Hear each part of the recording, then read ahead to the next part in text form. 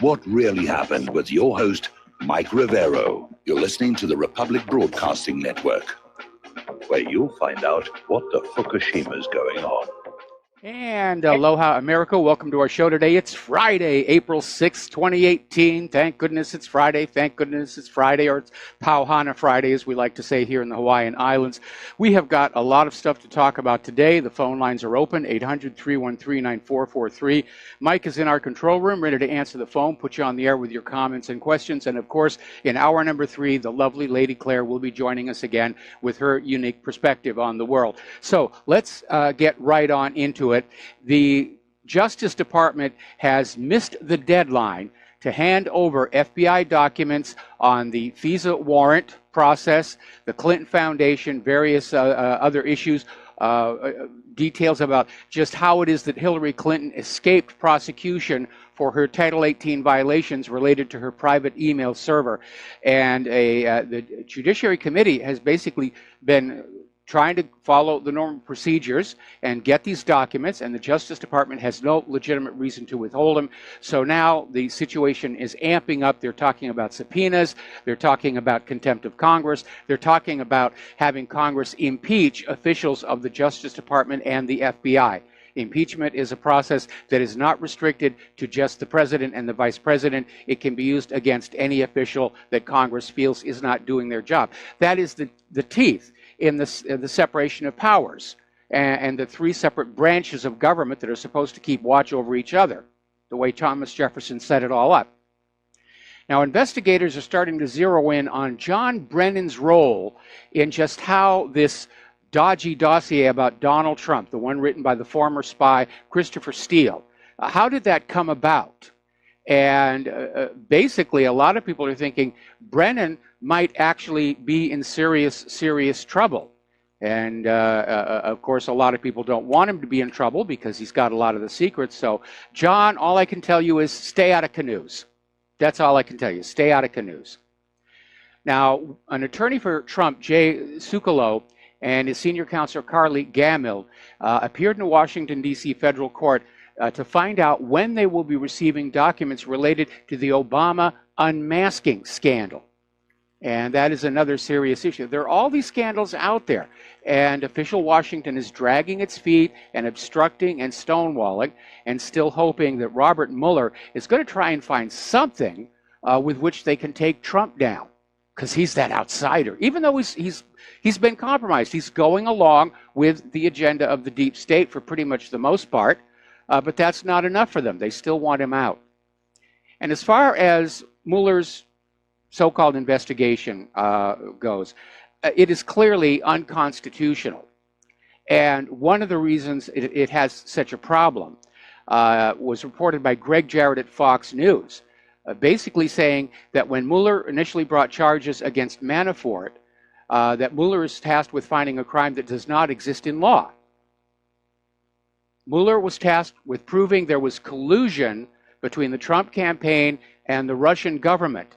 But there is no crime of collusion with foreign countries anywhere in the U.S. statutory code. It does not exist. So there's no way they could prosecute. They're trying to find evidence that they could use for a potential impeachment if the Democrats steal the Congress this coming November. Now, Mueller's investigation long ago exceeded the scope of the special counsel law, which requires the scope of a special counsel to be specific. Now, Rosenstein created the special counsel with a scope so broad it is not supported by this law. Mueller is supposed to be looking at collusion, which is apparently not actually a crime, between the Russia campaign and, rather, the Trump campaign and Russia. He wasn't supposed to look into any of this other stuff. It's just completely inappropriate. It's outside the letter of the law. Mueller accepted the special counsel position with known conflicts of interest. And Rosenstein and Mueller's entire team have conflicts of interest. They're all Democratic supporters. They're anti-Trumpers. This thing is a farce from beginning to end. And it has gone on way, way too long. And the idea that Rosenstein retroactively expanded the scope of Mueller's task doesn't get around the restriction in the special counsel law. There has to be one specific issue being looked at, and that's all. Now, a lot of people are very concerned about John Bolton coming into the White House as the new national security advisor. He's a confirmed war hawk. He's pro-Israel. He's a neocon.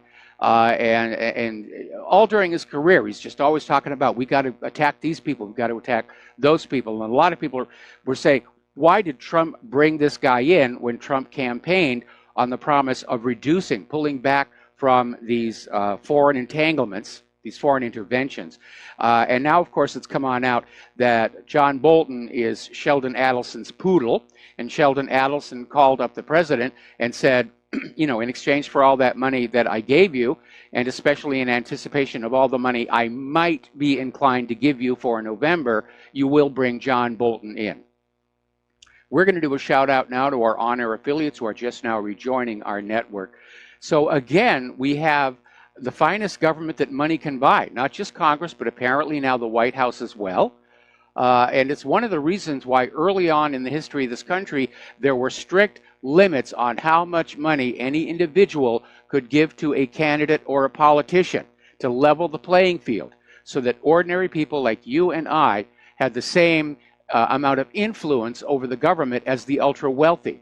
And over time, the ultra-wealthy have whittled that away with the consent of Congress, because politicians always want more money. And as Aaron Russo used to say, your average politician would sell their own mother for $1.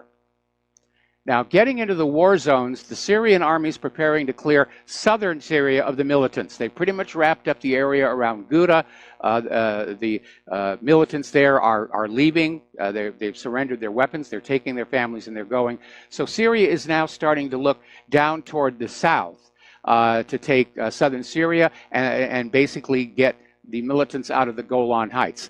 This, of course, is causing a ruckus down in Israel, because Israel is saying Syria shouldn't come into the Golan Heights because the Golan Heights represents a security buffer between Syria and Israel. Israel's once again saying, oh, everybody's out there wants to attack us. But when you look at who's actually doing the attacking, I mean, look how many times Israel has attacked Syria over the last couple of months. What Israel really wants is they want the Golan Heights. They've been militarily occupying it. They're selling the oil and gas from underneath it, even though technically it's not their property. And the war on Syria, actually, one of the reasons that launched is Israel wanted to have a pipeline running through Syria through which they could sell the oil and gas they're stealing from under the Golan to Europe. And of course, Syria is going to say, no, we're not going to give you a pipeline so that you can sell our oil and gas to Europe. And that was one of the reasons that the war began. Now, a lot of people are still talking about Donald Trump's flip-flop on Syria, and that, I guarantee, is going to come back to haunt him in 2020. The Democrats will seize on that. And I know because some years ago, I was involved in political advertising at the local level here, and there was a candidate who'd flip-flopped. And so we basically made a computer animation of his face on a fish in a fry pan, just flipping back and forth while the mouth was just speaking. And it was very effective. I actually got a personal thank you from the mayor who won, because I made the commercial for his campaign. Anyway, the Pentagon is saying there is no Syria pullout timeline, and apparently Trump is exasperated and frustrated, and he concedes. And basically, this is telling us Trump is not in control. Another factor that came into play is apparently after Trump announced he was going to pull out of Syria, he got a very tense phone call from Benjamin Netanyahu, who I guess laid down the law and said, no, you are not leaving Syria. So again, it's becoming more and more obvious the office of the president is not actually in charge of the country. The Pentagon is, Israel is, we've known that for a long time. The senior executive service is. The politicians that we elect, they're just a front. They don't really matter all that much anymore. Not in terms of the larger issues facing this country, like the economy and the wars. I mean, yes, if you vote for this or that politician, you may decide whether men are allowed to use the women's room or not. But that's really a very small issue compared to the larger issue of moving toward a world war. All right, we're going to take a phone call from Dustin in New Jersey. Aloha, Dustin. Welcome to the show. What's on your mind? It's official. Trump has more flip-flops than Walmart, Target, and John Kerry combined. Mike, this is ridiculous. Did you see the stock market today? It was insane. It's a good thing those buildings on Wall Street are all air-conditioned and you can't open the windows anymore, or it would have been raining stockbrokers all over the pavement. They're not going to win a trade war. When are Americans going to understand? And that's not even including the $2 trillion in treasuries they have. We're a deadbeat nation, Mike. We live beyond our means. They own us because they buy our debt. The world buys our debt. We live beyond our means. When are people going to realize that? You know, I mean, this is insane. Of course, it's insane. Of course, it's insane. Wall Street and our government sort of 30 years ago fell in love with the idea that if you just took a bunch of money and you shake it back and forth real hard, it will magically grow. And it doesn't work that way. You cannot have a working, viable economy unless you are manufacturing products for sale or growing agricultural produce for sale, or both. And our manufacturing has been in decline for 30 years, and nobody wants our GMO produce anymore. And the real tragedy there is the farmers in the United States who are trying to grow non-GMO organic produce are finding their fields contaminated by the GMO pollen. And so they're now cut off from markets like Russia and China. It's an absolute disaster. And you're absolutely right. The U.S. just keeps borrowing more money to spend on wars. And that's really where it's all gone. The U.S. is on the exact same path as the Soviet Union, bankrupting the nation to feed this voracious war machine. Soviet Union and Rome combined, Mike, because people realize, like everybody says, Mike, I have to disagree with a call you had from Missouri who says China should turn their ships around. But then what? You don't have no factories. They're all like filled with asbestos and rusting away. Yes. There's no infrastructure built here. China's got it all. They're a creditor nation. That they put their money into building ghost cities. They're still new, though. Our rotting infrastructure's old. Then what? If the ships turn around, they'll find buyers. Like soybeans. Brazil's got soybeans. They can get for bricks.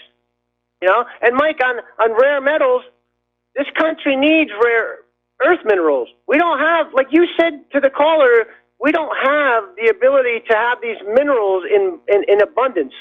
We have to get them, like titanium we get from Russia.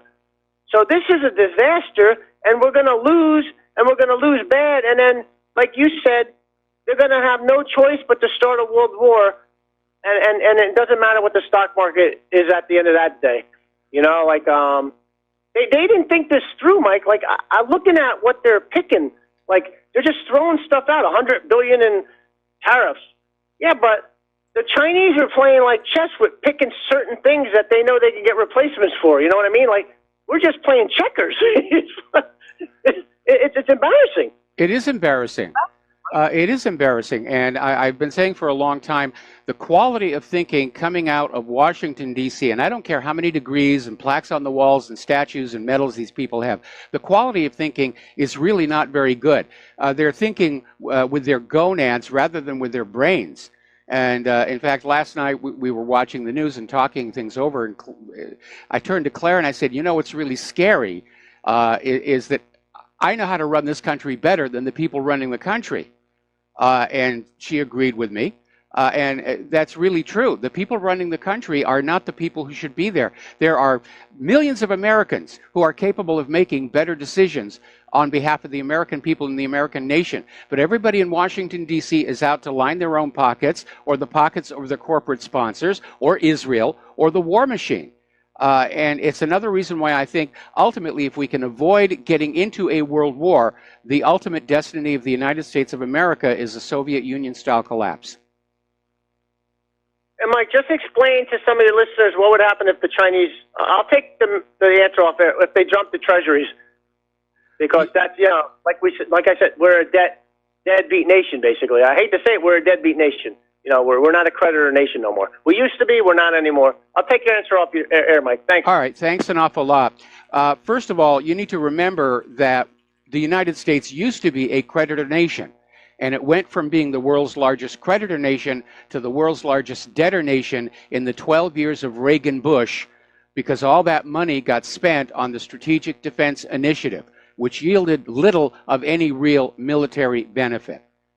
So again, that overspending on war, it destroyed Rome, it destroyed the Soviet Union, it's destroying the United States of America. Now, China is starting to talk about the nuclear option of simply dumping all of their U.S. treasuries all at once. And they probably would take an economic bath, but their economy has the resilience to survive it. And ours does not have the resilience to survive the aftermath. If China were to dump all of her treasuries, all of her U.S. treasuries, it would probably trigger a panic, and other nations would start dumping their treasuries as well. And that would basically mean the treasuries would have no value whatsoever, except, of course, to the Federal Reserve, who expect the American people to work and pay back the treasuries owned by the Federal Reserve at full face value plus accruing interest. But it is our debt that makes a trade war unwinnable. It is our lack of manufacturing ready to step into the product void that makes a trade war a bad idea. And it sounds to me like people were just sitting around the White House, cocktails in hands, and saying, well, we'll show those Chinese, we'll have a trade war with them. And nobody bothered to say, can we actually survive this? Can we actually make it work? It's like they get an idea into their head, and we've seen this with the Democrats as well. They get an idea into their head. It sounds good. It's going to play well on TV. Let's go with it. They go on out and they run a poll, and the majority of Americans say, yeah, let's have a trade war. Well, the majority of Americans probably don't understand the long-term consequences and potential fallout. But what's that old saying? The road to hell is lined with good intentions and paved with sloppy analysis. And that's exactly where we are right now. Look at all of the policy decisions made over the last going on 30 years that sounded really good when they first came on out, and then they turned into utter disastrous failures. Now, getting back to the war zones. Apparently, France wants to reassert its control over Syria. During the colonial era, that was part of the French territories around the world. So France is deploying special forces to Manbij very quickly, and Macron is now assuring the Syrian Kurdistan delegation of his support. This is probably not going to go over very well with Turkey, because only yesterday we were reporting on how President Erdogan was telling France, you have to choose. If you're going to be allies with the Kurds, you cannot be allies with us. If you're going to be allies with us, you cannot be allies with the Kurds. You know, you're either with us or against us. And apparently Macron has decided that he's against Turkey, which creates yet another potential flashpoint there in the Middle East. Turkey, meanwhile, is issuing warnings to the U.S., to Iraq, to the Kurds, pardon me, Cyprus and Greece, not to mention France, over what's going on there at the Syria-Turkey border. Now, it must be remembered to keep things in focus that there's more at issue here right now than merely what happens to the Kurds, because Turkey has now declared that the area around Afrin, which is inside Syria, is now under Turkish control. So Erdogan is definitely one of the biggest loose cannons on deck there. I actually had somebody write in and ask, what the heck does that mean, a loose cannon on deck? Well, if you remember back to the days of sailing ships, warships, the cannons had to be lashed down. Otherwise, when the ship would roll, the cannons would roll back and forth, and they were very heavy and could cause a lot of damage. So a loose cannon on deck is something that's out of control and just smashing into everything at random. We're going to take a break here for some commercials. We'll be back with more news after these few words. And aloha, America. Welcome back to our show. And before we take this next phone call here, folks, these are serious times. And we are at war. It's a truth between corruption and ethics. It's a war between lies and the truth. It's a war between corporate media and the independent media and we need your help. If you are able to help, the address where you can send a check or a money order, or if you prefer anonymity, and a lot of people do right now, they're scared of all the surveillance. The address is Republic Broadcasting Network, 2251 Double Creek Drive, number 302, Round Rock, Texas, 78664. The phone number to call in and become a recurring subscriber is 800-724-2719, extension 03. And don't forget about the front site promotion. I understand that that's actually doing very well. A lot of people have taken advantage of this amazing opportunity. For a one-time $500 donation to Republic Broadcasting, you get a lifetime Commander membership at the Front Sight Firearms Training Academy. And that is a really good deal. If you look at the top of my main page, the first two articles are stuck there. And one is about the promotional offer, and the other one is the Front Sight webpage itself. And you got to go on in and take a look at the video. And of course, donations are needed, welcome, and greatly appreciated here at whatreallyhappened.com. All right, let's go on back to the phone lines. Dave in Missouri, aloha. Welcome to the show. What's on your mind? Howdy, Mike. Hope your day's off to a blessed start. Yeah, it is. It's a very beautiful day, which is amazing because the National Weather Service said it was going to be thunder showers. Wow, well, I can tell you it's a lot colder in Cleveland than it was in New Orleans a few days ago. So we have literally been from the bottom to the top of the country this week. And I got to tell you, right now, this time of year, I'm a Southern boy, so I would have just stayed down there.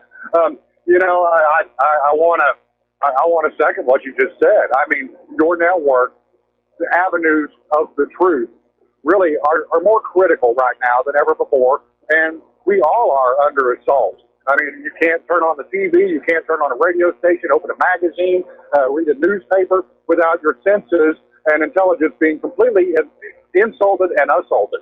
And so you guys are a bastion, an island of truth in this god-awful polluted sea of propaganda. And really, in my lifetime, I've never seen it to this extent.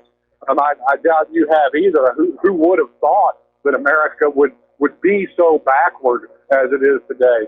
So please, folks, do support RBN. Do support whatreallyhappened.com. Keep Mike on the air. You know his heart. You know where he's coming from, how smart he is, what his motivations are. And we have to have that. That is critical to this time. So please do what you can to support RBN. That's a plug for you.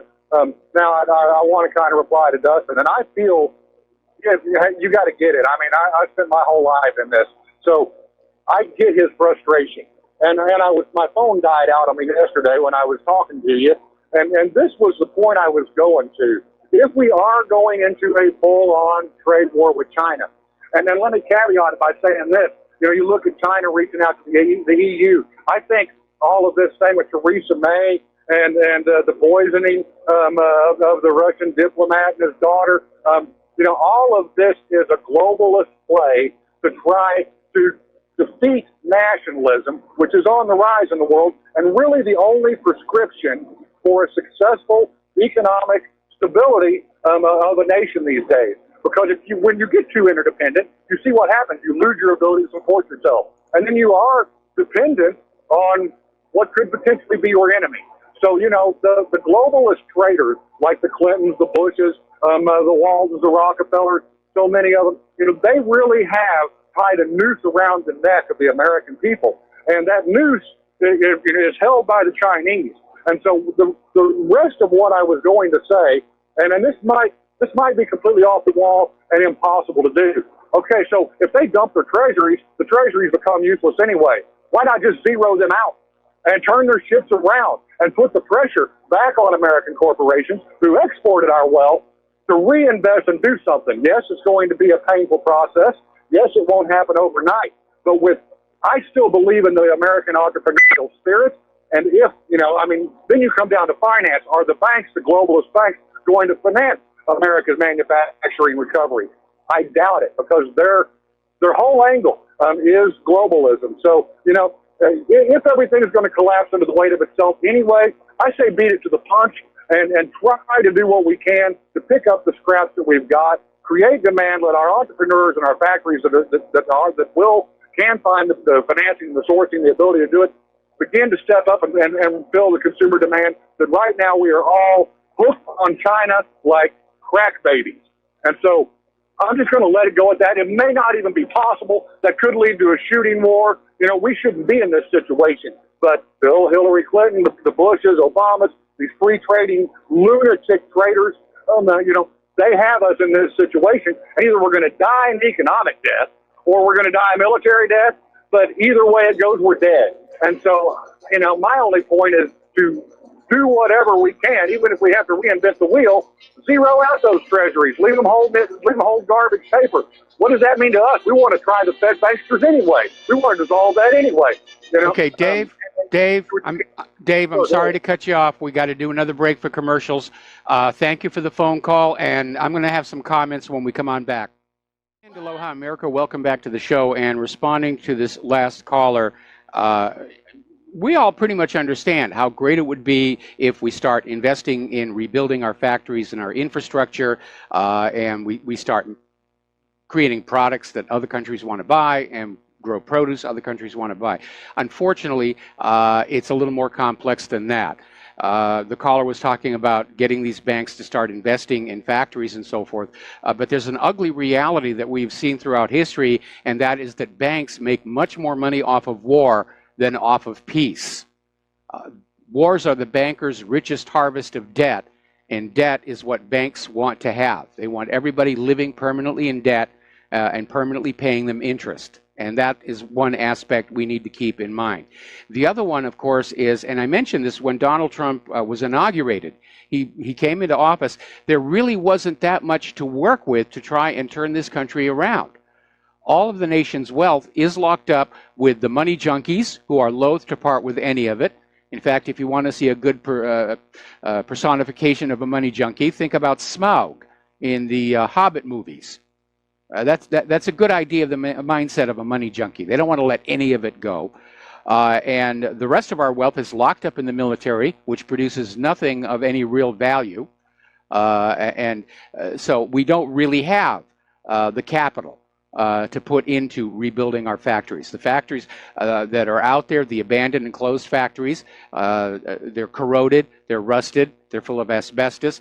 In many cases, even the buildings that look like they're in decent shape from outside, the factory machinery inside has been stripped and sold off to other countries for their manufacturing.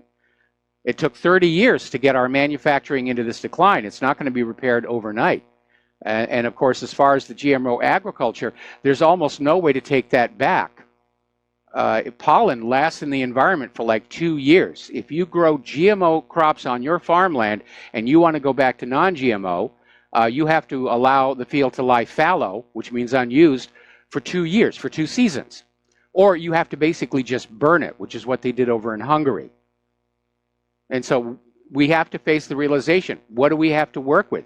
Because of Common Core and the dumbing down of America, we don't really have a large workforce of young people who are able to take those factory jobs and start designing and building new products. We've got a surplus of art history majors, but you can't run an economy on those kind of people. I'm sorry, you can't. I appreciate art. I took art history myself when I was in college. But you got to be practical, and the practical reality is we have very little to work with unless we come up with something so brand new. The rest of the world is going to come on in and say, oh, we want to invest in that. And again, that is why I support a continued expansion of our civilian space program, because that is the civilian technology incubator. Anything that came out of NASA was automatically made available to the public for development and investment. The tech boom of the 70s, 80s, and 90s was born in the Apollo Moon program. And we need something just like it to re-stimulate our economy and get it going again.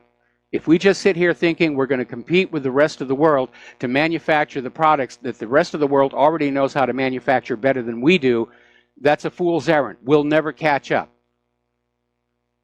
These other nations, these other governments are nowhere near as foolish and reckless as Wall Street and Washington, D.C. have been for the last 3 decades. and especially now. I wonder how many of them are on prescription antidepressants. Now, as you know, the leaders of Russia, Turkey, and Iran had a meeting in Ankara to basically try and settle what's going on in Syria down. Basically bring it to an end and say the war in Syria is over. Syria won it.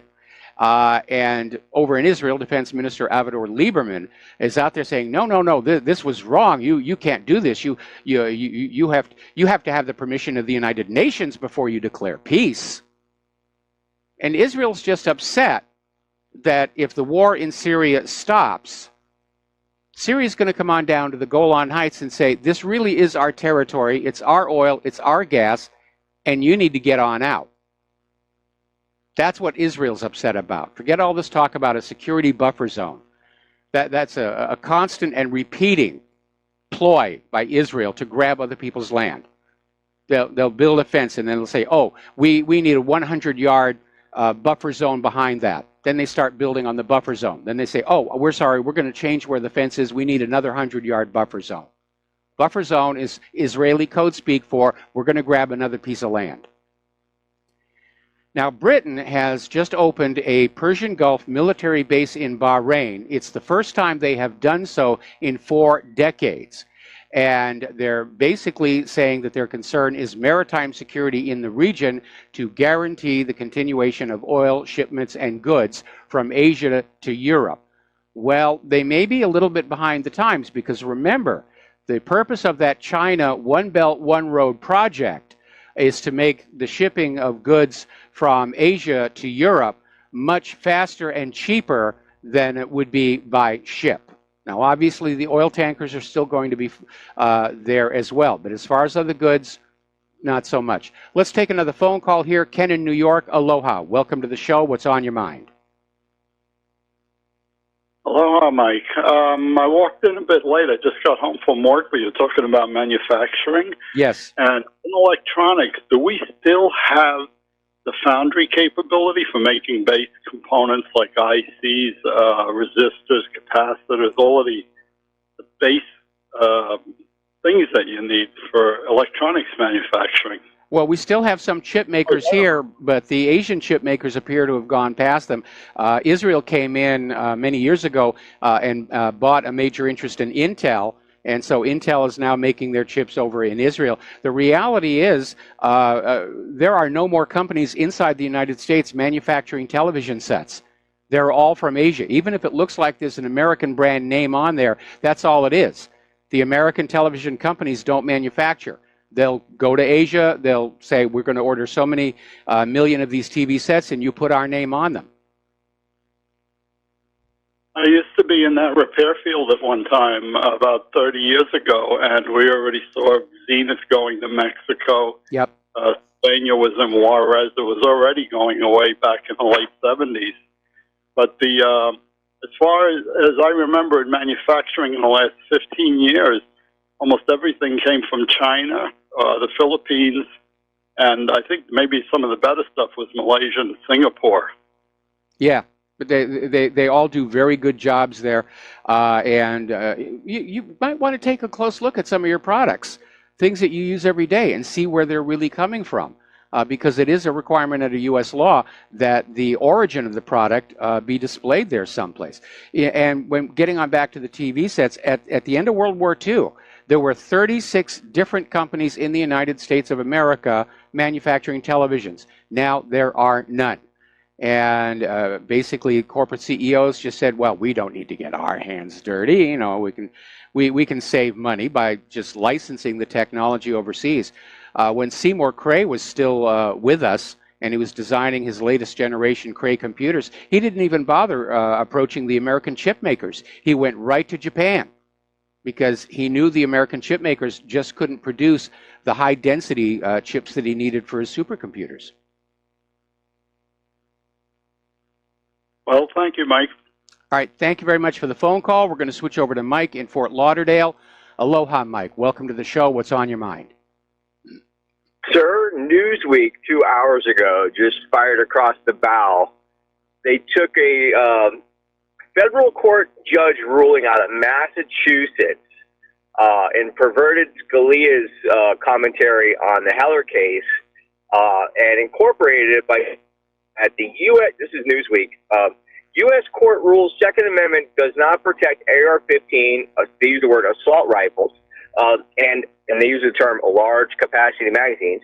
And the writer is from New York City and San Francisco, and I saw a picture of him. And well, I'm digressing by getting into that minutia, but clearly a hit piece, clearly designed to make people think that the Miller case does not exist, the Dickey Amendment does not exist, and I cannot find in any way how to counteract this propaganda, make a comment on it, list anything. It's all blocked off. Well, it doesn't really matter because you're making comment on it here on Republic Broadcasting, and a lot of people are hearing you. And looking at the way gun sales are taking off, nobody's buying the anti-gun propaganda. But you're absolutely right. Newsweek is flat out lying. And there have been numerous court decisions, both at the state and the federal level, saying that the Second Amendment reserves to the American people to carry any bearable arm. And any weapon that is in the possession and use of the of the military forces or the police forces is the right of the people, because the purpose of the Second Amendment is to deter tyrannical government. And if they have all the machine guns and we have starter pistols, obviously we're not in a position to deter tyranny in government. But that's what the government is definitely after. Yeah, well, they took Scalia's writing for the majority in the Heller case, and they made it like a supposition that what he was inferring was that AR-15s are which runs contradictory to the Miller case. And then they attach as a footnote in bold letters so everyone can see the propaganda. Trump vows Second Amendment will never be repealed after former Supreme Court justice called for change. This is not like maybe militaristic, violent warfare. This is tyranny, soft tyranny. This is warfare, and they're taking the judge's words and twisting it to make people think that the AR-15 is not protected. Yeah, that's definitely what they're doing. Again, though, there are no exceptions to the Second Amendment, and that Second Amendment is the law of the land. And I think that's why they're going after the Second Amendment now rather than a gun ban, because in the past, every time they've tried to limit the kinds of weapons we, the people, are allowed to have, somebody will come back and they'll file a case and go right on to the Supreme Court and say, Second Amendment doesn't say that. And, the Supreme Court so far has agreed. And so now they're shifting their focus. They want to find a way to repeal the Second Amendment. That is going to be very, very difficult, because in order to do that, Congress has to pass a new amendment. It has to be signed by the president, and then it has to be ratified by 3/4 of the state legislatures. Now, the problem there is that we know from past history that the federal government has lied about the ratification of certain amendments. So we have to be on our guard against that. But there's absolutely no question the federal government is very much afraid of the American people. We're getting angry. We're getting frustrated. We're tired of seeing our standard of living in constant decline. We're tired of seeing the hopes for a better future for our children just absolutely sacrificed on the altar of the war god. And people are upset. We get a lot of phone calls in here. I get a lot of emails from people saying, it's time to do something. And I'm trying to be the voice of calm reason here, but I can understand why there are people who are very angry, and the government has a right to be concerned and afraid of the American people. So, yeah, they want to take away the Second Amendment. It's totally. I get it, Mike. I get why people are upset. This is an act of warfare. What they're doing with this propaganda. It's like Soviet propaganda stuff. One of the phrases that I've used and people, I think, tend to like, and I don't know if you want to use it, you're welcome to, and I don't think that I necessarily incorporate it, but it's the Bill of Rights, not the Bill of Suggestions. Yes. Yeah, I've heard that before. I've heard that one before. Yeah, and it's just, it's got, I mean, if they're going to ignore the Constitution, the Second Amendment is the only Bill of Rights, the only thing that we have that's physical and tangible, the only thing that protects your liberty. Everything else is just rhetoric. Once they get rid of that, then, now we have thought crimes, and now we have this, and now we have that. Because all our rights are immaterial. They're not physical. This is the only one. You raise a good point. None of the other rights actually have a tangible component to them. The right to keep and bear arms does. And that right to keep and bear arms is what enforces the other 9 amendments in that Bill of Rights. But they're under attack as well. Israel wants to get a Palestinian exception to the First Amendment. Our Fourth Amendment right to privacy has just been shredded. And clearly the government has been in violation of the 10th Amendment for quite some time. I'm a peaceful person, Mike, but and I've been a former law enforcement officer for a long time, and I'm a very peaceful person. But I absolutely, totally understand why things happen in history books, and for us to think that this isn't going south real fast, this is really scary. I hope someone has an injunction against this activist judge. I'd like to find out more about this judge, because they have to cite the Miller case to stop this nonsense immediately. Well, yeah, the Miller case, the Heller decision, and there have been a whole bunch of court cases that reaffirm the Second Amendment does not limit the kinds of weapons law-abiding citizens are allowed to have. And it makes common sense. If we have an inherent natural right to self-defense, then we have a right to have weapons that are equal to or superior to the weapons in the hands of the criminals. And the criminals are getting military weapons from Fast and Furious. So therefore, we have to have the same for no other reason to defend our homes from illegal invaders. It's on Newsweek now. If you can think of any way where we can get comments into there to highlight the Miller case, because he took Heller's commentary in the closing and said that he made it look like the AR-15s are not protected based on his statements, and that's not true. It flies in the face of the Miller case. A 5-year-old could do case research and see this. Well, if Newsweek is blocking off comments, then there's really not that much that we can do about it, but I will take a look and put it up on the website so that people can comment on my website. But yeah, this is a full court press, and I think the reason they're pushing this hard is they're beginning to understand the American people are suspicious of all these shootings being false flags. This insane focus specifically on the AR-15, even though the reality is that the vast majority of murders are committed with handguns. But yeah, they want to take away weapons that give the ordinary American firepower equal to those of the government forces. That's the real agenda here. I know for a fact on a quicker level, on a smaller county level, I say here in South Florida anyway, all these counties are trying to push they're trying to mirror the same statute to try to destroy the Second Amendment at the county level. And I hope people are ready to start getting active and start voting these people out as fast as we can. Well, I can imagine that the various pro-gun organizations are going to file a legal challenge as fast as they can. Because, again, the Second Amendment is absolute. Anyway, listen, Mike, thank you for the phone call. We got to take a break for commercials, and we'll be right back. Aloha, America. Welcome back to the show here, and let's talk a little bit about the Skripal poisoning case, because this is really turning into an epic fail for Great Britain. And I want to start with something that came through during yesterday's broadcast. The story came on through that apparently Yulia Skripal, or at least that's what we're being told, made a phone call to her cousin Victoria inside Russia. And that apparently during the phone call, questions were raised about just what they had eaten just before they were found ill.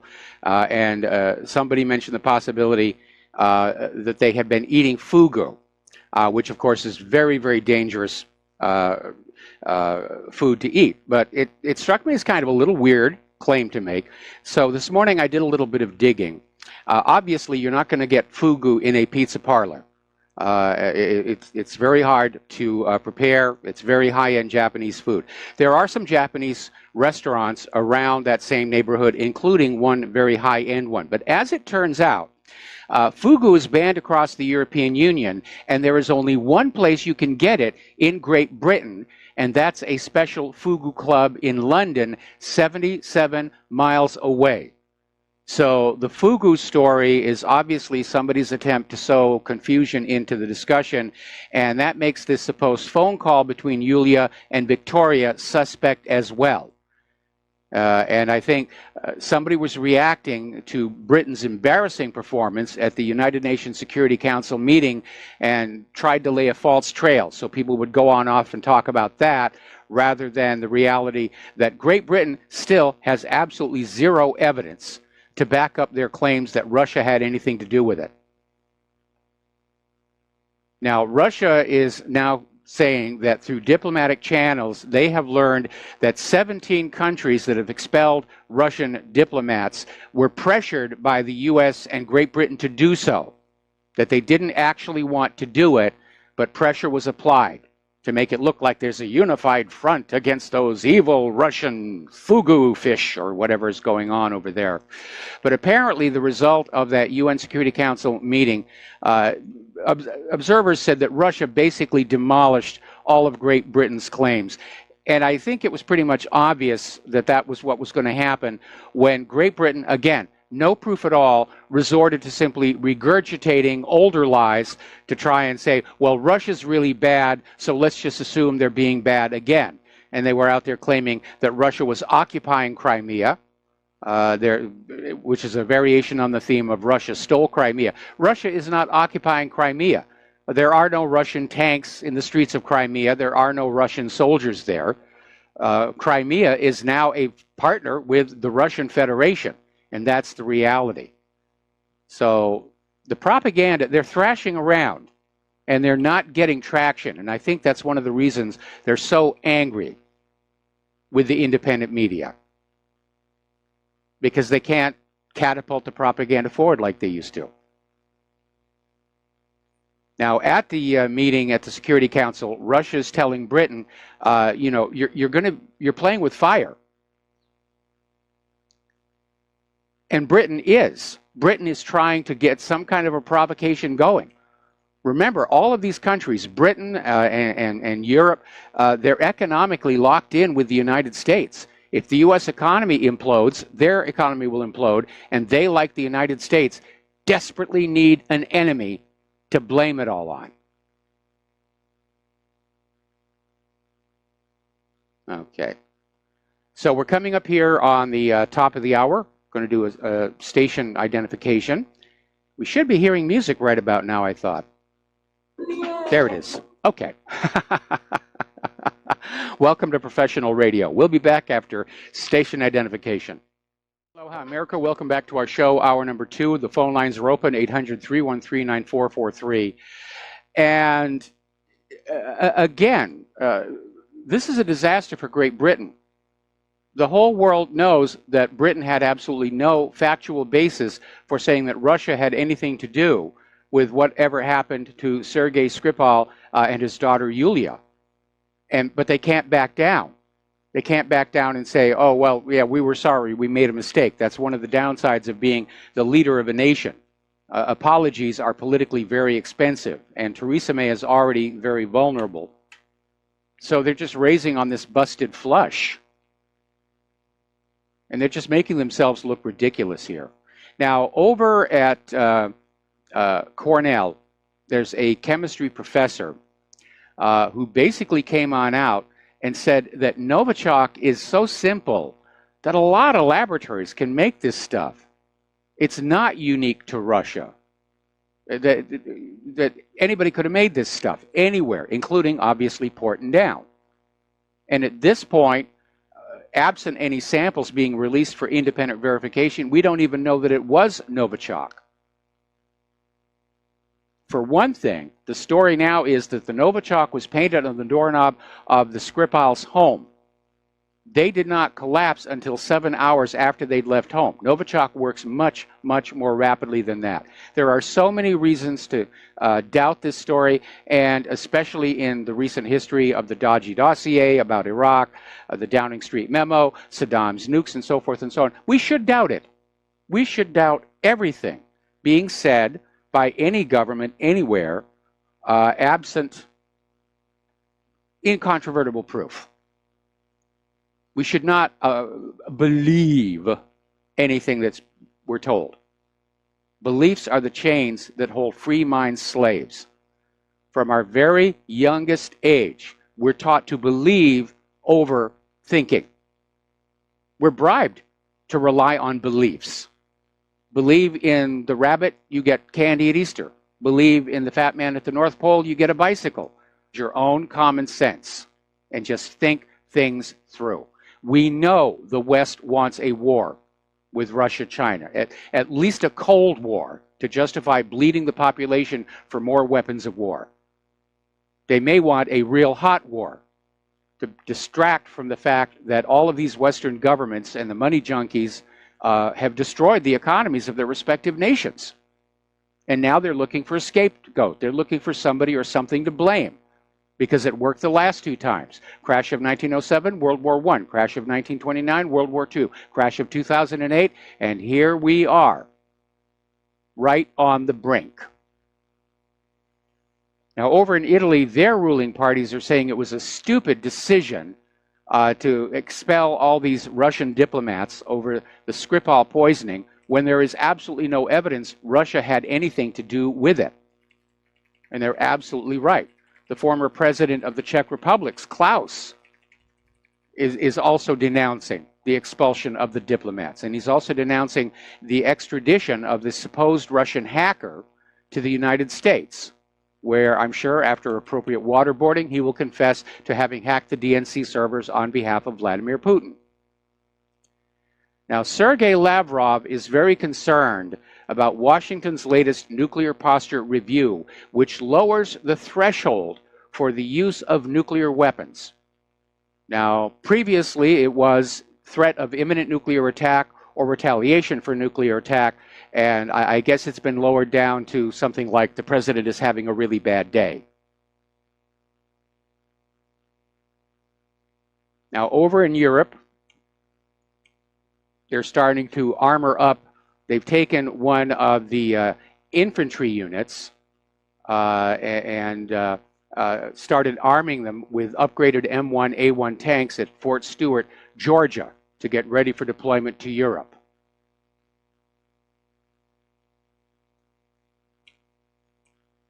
Boy, think of how much good could be done for our schools and our hospitals, our roads, our bridges, with all that money that's being poured into these weapons, which are either, hopefully, going to sit unused, complete waste of money, or if they get used, they're just blown up.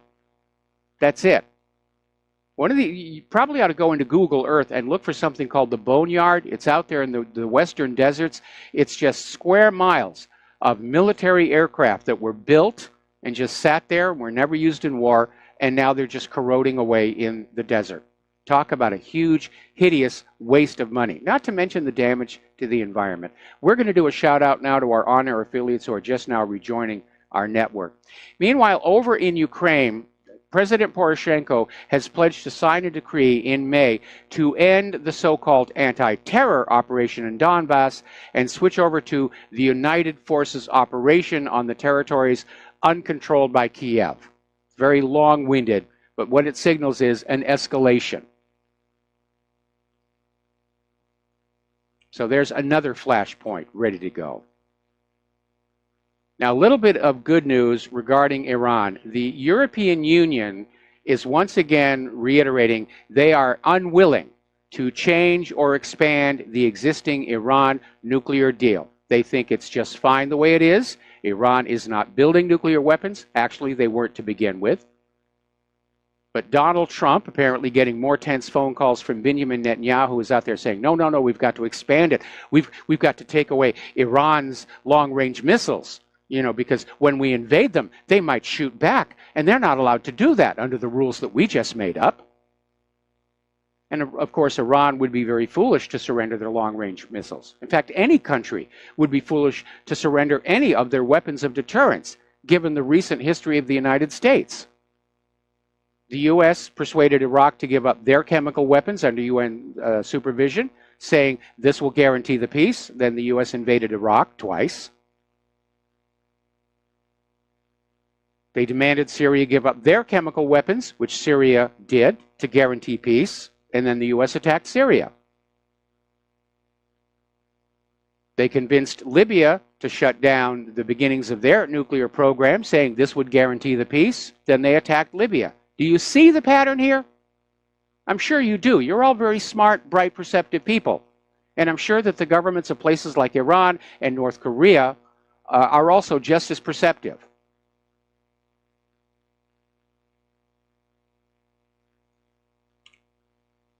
That's the pattern of the United States government. We're going to disarm you so it's easy for us to come in and kill you, whether it's Iranian missiles or North Korean nukes or your sporting rifles.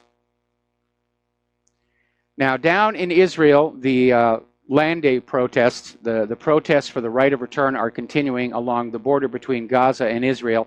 And in order to prevent those snipers from shooting more of the Gazans, the Gazans basically collected up a whole bunch of old used up tires, piled them next to the border and set them on fire to produce this very thick black smoke that the Israeli snipers cannot see through even with their thermographic equipment.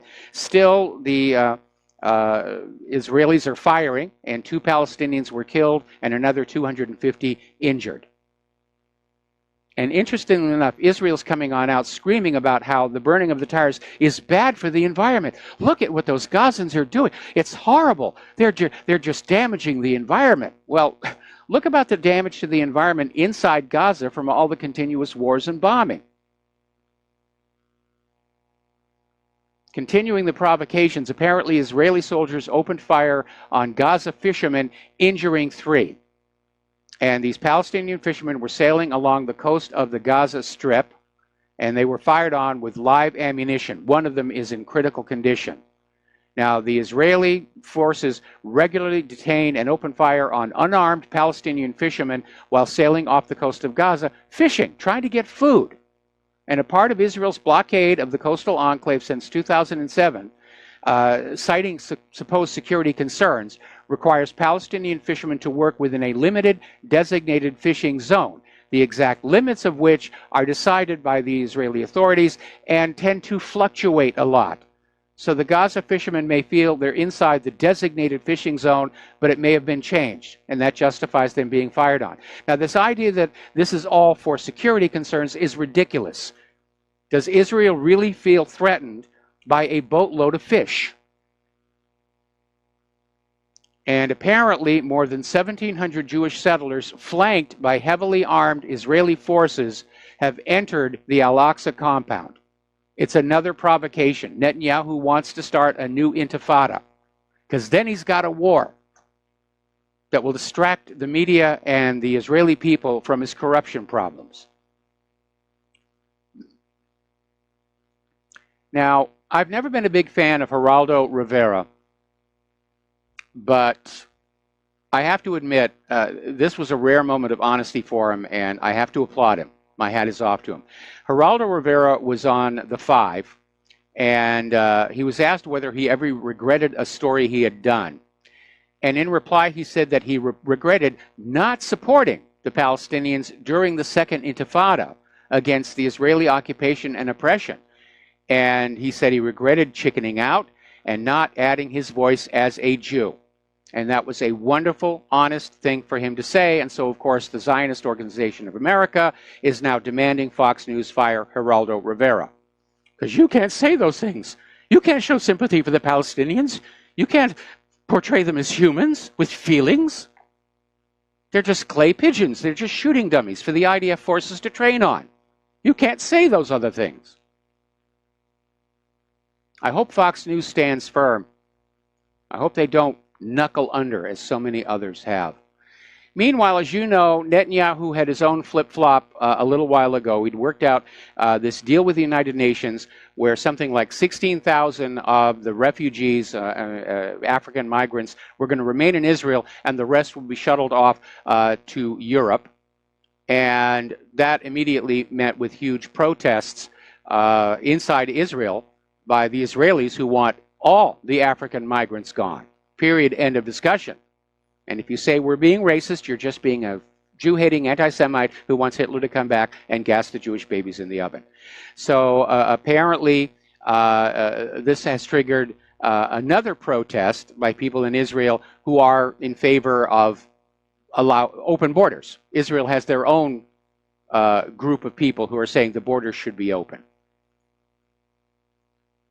What a mess Soros has started all over the globe. Now, officials from the two Koreas have met to discuss the logistics of the landmark summit. Kim Jong-un and Moon Jae-in are planning on meeting at the Peace House.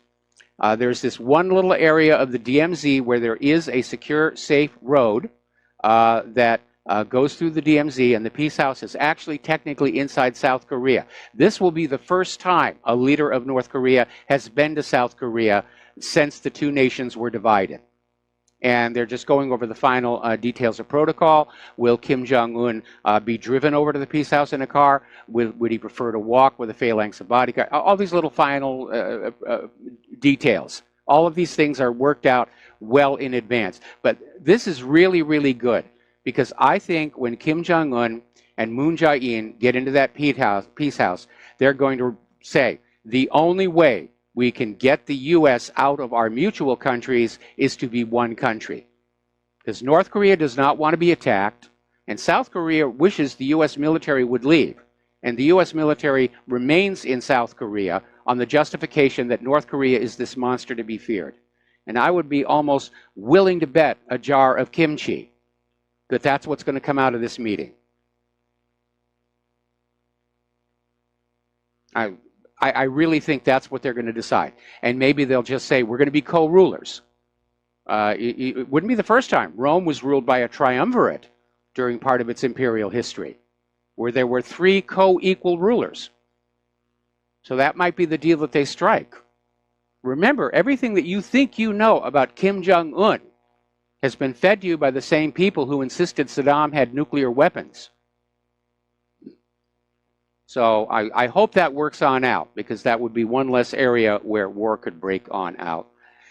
Down in Ghana, apparently the people there are protesting this new U.S. defense deal, where the U.S.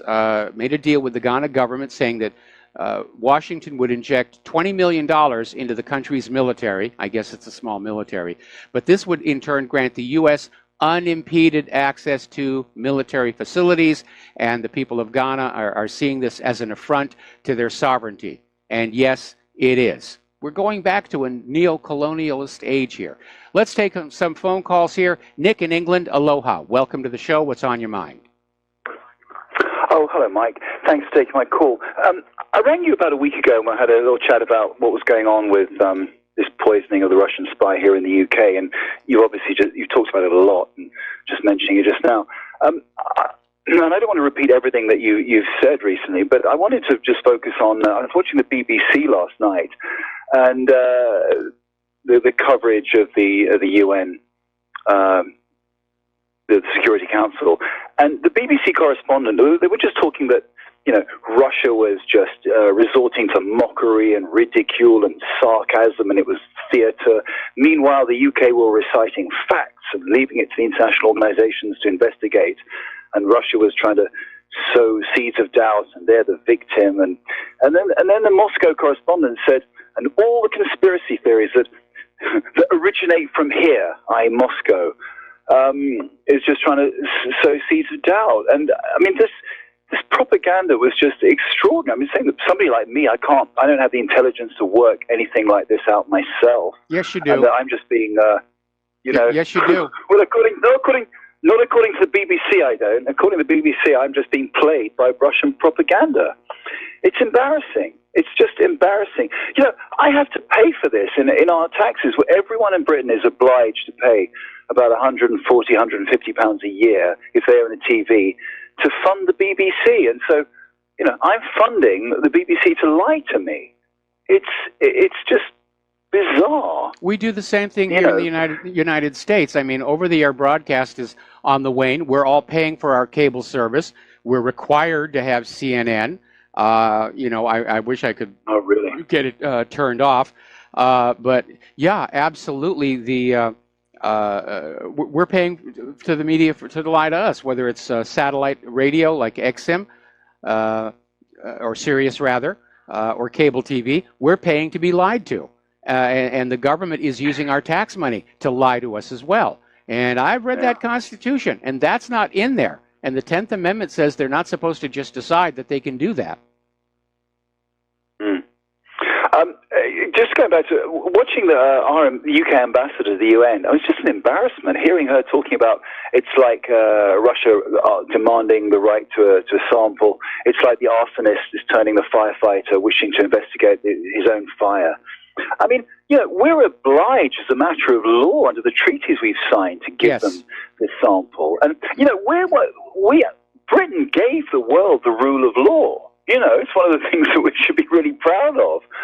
And we're just completely turning our back on that and just ignoring this. I mean, I thought that the Russian ambassador, you've mentioned before the Russian sense of humor, and I thought we all know about British intelligence going back to Tony Blair and so on. I thought he was, absolutely outstanding in a lot of what he said. Yes. But to just be ignored, that we have this obligation that we won't give them any samples, it's just embarrassing.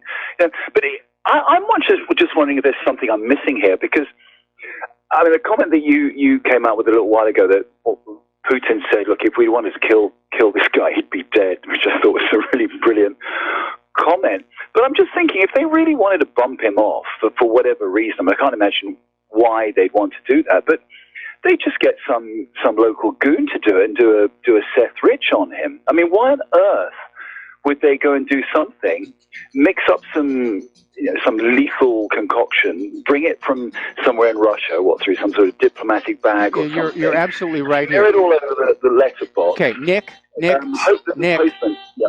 stay on the line. Yep. We got to do a commercial break. I'm going to come right back to you after these few words. Aloha, America. Welcome back to the show, and we're talking with Nick in England. And Nick, you brought up a couple of really good points. First of all, there's no reason for Russia to have gone after this guy at this particular time. What Skripal did in terms of being a double agent was years and years and years ago. And Putin was dealing with his re-election. He's still dealing with the World Cup. There was no motive for it to happen right now. And you're also absolutely correct.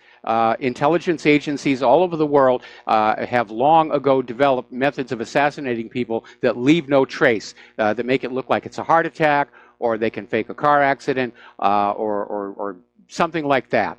And so this idea of using a nerve agent that is synonymous with Russia it makes it very obvious this was a false flag situation. If the UK government's right in what they're saying, then the Russians are incredibly incompetent and utterly stupid. There's no other explanation. Well, the Russians are not incompetent, and they're not utterly stupid. No. Theresa May has got herself into a real corner because nobody is buying this. Most of the non-aligned governments around the world are calling bovine excrement on this one, but she can't back down. And what they're trying to do right now is just try and get at least the British people to go along with it. But from what I'm getting in my emails and phone calls like yours, nobody's buying this nonsense. We have been lied to way too many times, and people are just skeptical, which is a healthy thing.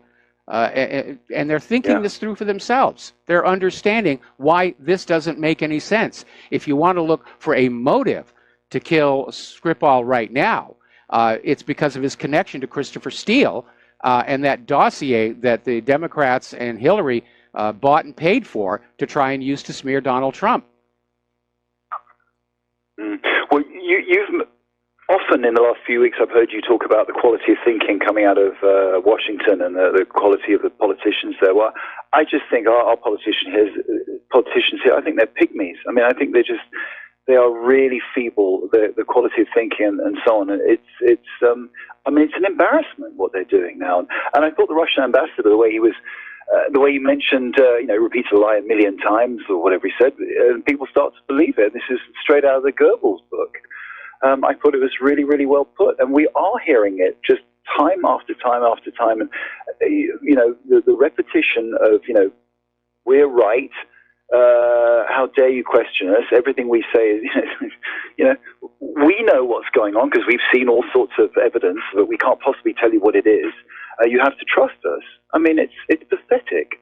Well, nobody should trust government. Nobody should ever trust government or, for that matter, the corporate media.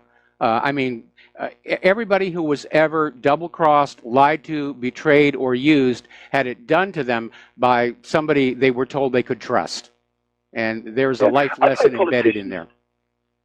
Yeah, I'm sorry to interrupt you. I've heard politicians here being interviewed on TV programs and so on, and they're being asked straight, do you trust the security service? And they say yes. I mean, we've had thousands of pages and millions of pounds spent investigating the Iraq War, and as sure as night follows day, so obvious to anyone here with half a brain that we were disgracefully lied to, and that the security services and everything been politicized. And it's like it never happened. It's bizarre. I just think it just feels surreal. I think I'm in a madhouse. Honestly, it just makes no sense at all. And unfortunately, the inmates are in charge of the asylum. Yeah. Anyway, that was all I had for you today. I watched this. It was just excruciating embarrassment for my country. I'm proud of being English in this country and its traditions, but watching this is it's a disgrace, absolute disgrace. Well, one can be proud of their country, and they can be proud of the people of that country, and still be ashamed of the government. And that's certainly the situation with me here in the United States of America. I'm sure it's probably true for the vast majority of people around the world. I remember back when George W. Bush was president, he was trying to sell this idea saying that you can't say that you love your country but distrust your government. He was trying to blend the two. Absolutely not. The government is the hired help of we the people. They're supposed to be the janitors of the place, not the bosses. Yeah, they're supposed to serve us. That's true, supposed to, yeah.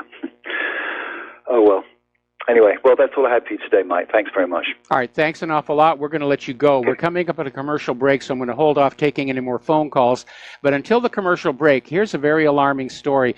Apparently, back during World War II, the U.S. government used black soldiers as human guinea pigs in chemical experiments.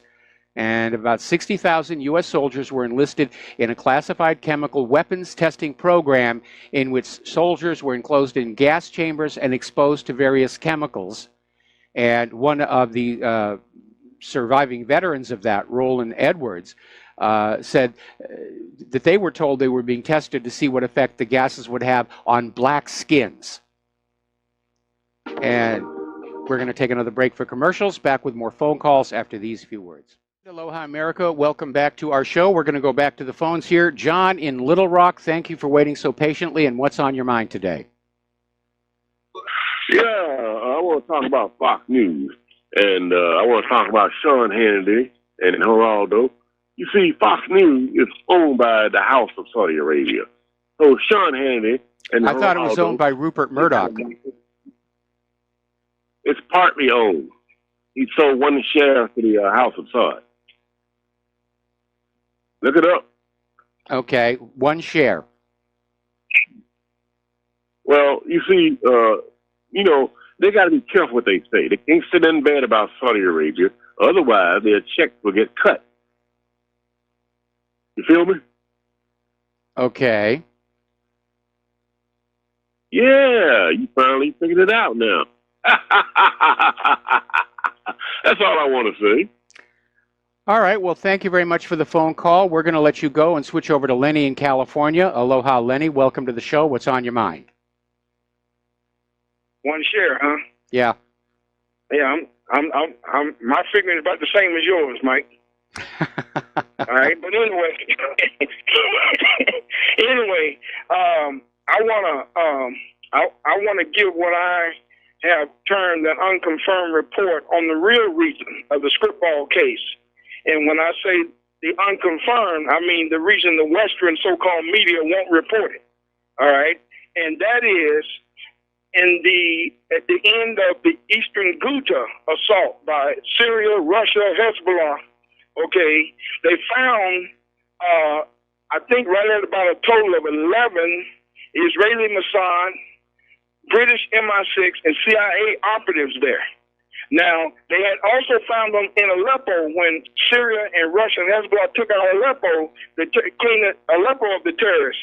Mm-hmm. But at that time, they negotiated terms for them to be released. But after they bombed the Syrians about a month ago with Russians involved, they bombed the Russians too, they said no more. Because at that time, Syria and Iran were against negotiating that deal. Russia went ahead with it, but after they ended up killing Russians the second time around, Putin has said no more. And at that moment, when they could not negotiate those operatives out of Eastern Ghouta and Syria, Russia, and Iran are holding them for a heavier trump card to be played later.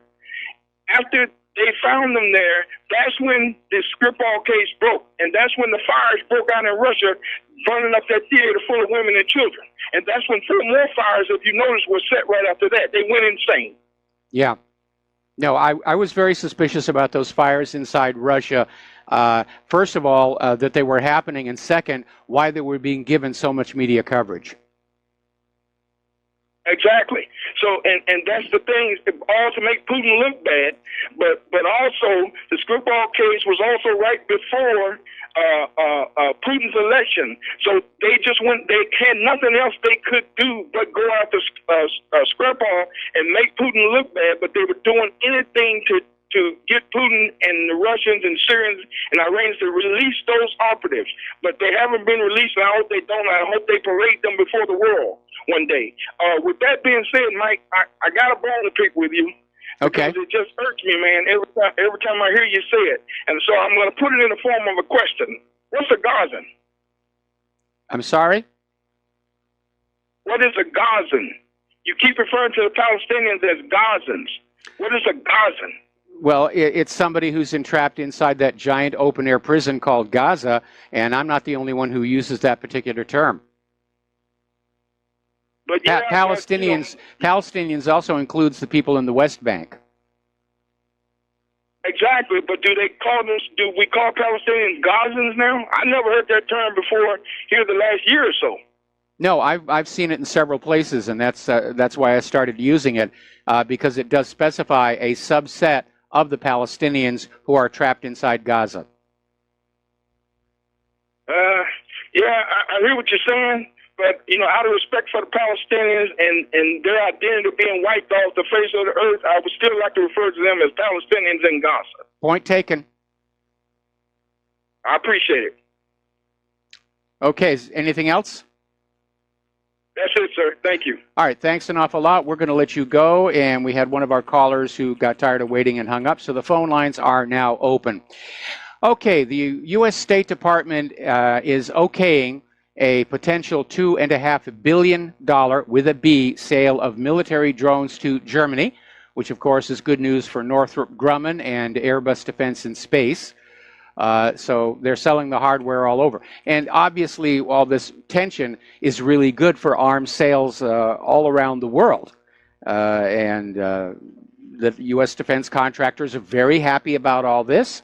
We saw exactly the same thing during the Cold War of the 50s and 60s. They would loot the American taxpayer to develop these weapons. Then they'd turn around and sell those weapons for a profit to other countries.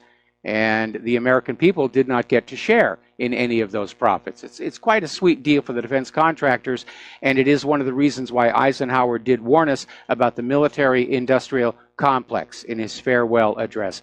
Eisenhower was one of the most anti-war presidents we've ever had, because he had been in war, he'd seen the horrors of war up front, and as he got older, he definitely mellowed, and he went the other direction. His Cross of Iron speech is absolutely beautiful, and if you have not read it, you need to hunt it down and take a look at it.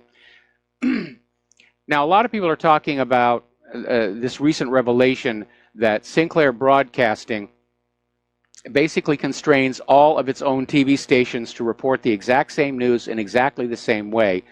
And a lot of people are very upset about that, because we were all raised with this idea that the reason we have multiple TV stations and multiple newspapers and multiple magazines is to preserve a diversity of opinion, so that we can basically look at differing points of view and decide for ourselves what to think. And more, corporate media is becoming this giant monolith with only one point of view being presented. So there is an article that came out of Motherboard over at Vice.com, saying that part of the problem is we're seeing the result of decades of failing to take media consolidation worries seriously. Now, again, a long time ago, there were laws that limited how much media any one entity could own. They didn't want any marketplace dominated by one point of view. And so there were laws that said if there were 3 newspapers in a city, they had to have 3 different owners. If there were 5 radio stations, they had to have 5 different owners, and so forth and so on, to preserve that diversity of opinion. But starting, well, really accelerating, during the first Iraq War, the U.S. government went to the larger media corporations and said, we'll make you a deal. If you will embed your reporters with our military forces and report on the Iraq War the way we tell you to, we will rescind those limitations and you can start gobbling up your small competitors left and right, which is precisely what happened. And at the time it was happening, media critics were saying, this is a threat to a diversity of opinion. And we have seen that those concerns were justified. And now a lot of people are very worried that Sinclair is trying to acquire Tribune for $3.9 billion, which would give Sinclair ownership of more than 230 broadcast TV stations, reaching 72% of the American public. Now, Sinclair has already been widely criticized for news that tends to be facts optional on a good day. It's a propaganda outlet, and a lot of people are very concerned. But of course, that's right why people are turning away from the corporate media, and they're coming over here to the independent media. They're going to Republic Broadcasting, they're going to whatreallyhappened.com, they're going to all these various websites and over-the-internet broadcasters to find out what's really going on, because they value that diversity of opinion. If you listen to RBN a lot, you will find that the various hosts have different points of view on different subjects. And that's what's supposed to happen, to preserve that diversity of opinion so that you can decide for yourself what makes sense, as opposed to having everybody on all the Sinclair stations saying exactly the same thing. So you've got no sounding board, you've got no alternative possible suggestions that you might consider. Now, Jerome Corsi has a new book out called Killing the Deep State, The Fight to Save President Trump, and it is a runaway bestseller. It debuted last week at number 10 on the nonfiction hardcover list compiled by Nielsen Bookscan, the book industry's only nationally recognized sales tracking list. However, over at the New York Slimes, on their bestseller list, the book does not appear, even though it is outselling books that did make the bestseller list. Of course, we know that the New York Times bestseller list is rigged, because the bookstores that the New York Times relies on for sales information are known, so that public relations firms hired by the book's publisher can go into those stores or send a bunch of people into those stores and buy lots of copies and rig the numbers that way. Let's take another phone call here. Lisa in Pennsylvania, aloha. Welcome to the show. What's on your mind? Hello again. I called yesterday as well. I was wondering, I just wanted to get your opinion on something and maybe mention something as well. Do you think that Israel or Zionists or whatever, I'm just going to say Israel, do you think they've gone a little too kind of insane lately, and maybe people are opening their eyes to what's really going on over there? It seems like they've gotten very bold in terms of wanting legislation that you can't criticize, or you can't be a member of the BDS movement and different things like that. I'm wondering, do you think that could be a good thing, and maybe people are going to wake up to the reality? Oh, absolutely. There's no question. I mean, the global condemnation of this recent confrontation between the Palestinians in Gaza and Israel, I equate it to Amritsar, when the British shot a bunch of Indian protesters. And historians have said that was the moment where British control over India began to slip, leading to their eventual Indian independence. And yeah, the fact that Israel is in here openly buying our politicians, a lot of Americans find that very offensive. The fact that Israel is in fact pushing for censorship laws in this country. Americans are proud of their Bill of Rights. They're proud of that heritage of freedom and the right to freedom of speech. And they see Israel as an enemy to those values we hold most dear to in this country. And so, yeah, people are waking up, and they're getting really tired, and they're not going to be silenced by being, called an anti-Semite anymore, because they realize it is just a trick to get you to shut up. Right, exactly, as that lady on Amy Goodman pointed out a long time ago. But the person who awakened me to this was Miko Pellet. I'm not sure if you're familiar. He's an author. His father was a general, and he wrote a book called The General's Son. And I know that Richie Allen has interviewed him, and I know you're friends with Richie, but I bet you $1, because that's all I have to offer right now, that he would probably be interviewed by you if you were interested. He's very much an activist for the Palestinian rights, even though he was raised Zionist. I think I've heard his name, and I've heard of the book, and I'll ask Richie to get me the contact information. Okay.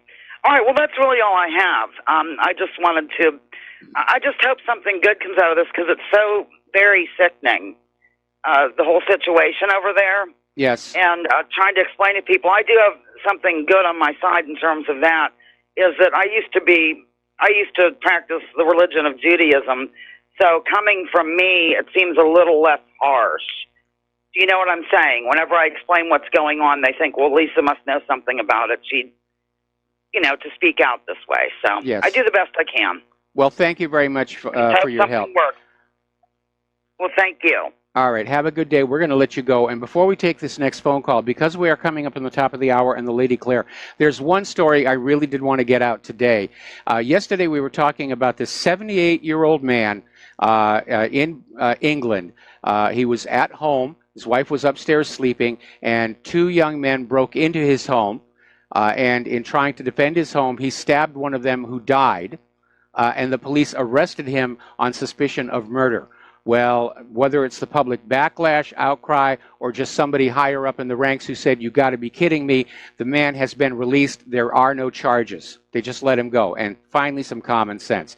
On the other hand, over in France, 3 off-duty soldiers stopped a woman from being robbed, and for some reason, they wound up being arrested. The robber was an illegal immigrant, but for some reason, it's almost like there's an agenda out there where we should just accept being victims, whether it's of criminals, whether it's of the government, whether it's of the media, that we don't have a right to fight back and defend ourselves, that we should just be totally dependent on the government for our safety, which we know is a joke. We learned that one down there in Parkland. All right, going to take another phone call here. Curtis in Nevada, aloha. Welcome to the show. What's on your mind? Hi, Mike. I wanted to comment about how we've seen Trump several times since make a statement that was unexpected and then immediately get walked back, okay? I wanted to, obviously, this last thing about Syrian troops, sending our troops home from Syria, and we saw the backlash he got, or I don't know if it's, and from what I think is that Trump is being inconsistent and he's being unpredictable. He's been doing that ever since he started, and I think by necessity. I think he's doing that purposely because he's in a war, and if he's predictable, and it's a fatal thing to be predictable. I disagree. I disagree. You don't want to be predictable in the conduct of war, but the message that Trump is sending out with all of this is that he's a weak leader, and that is even more dangerous than being predictable. Maybe so. That's possible, but I like to believe. Okay, first of all, I don't think Trump is running the show. I hope he's not. I'm going by my belief that the MI and generals in the military are running the show, and Trump is the front man.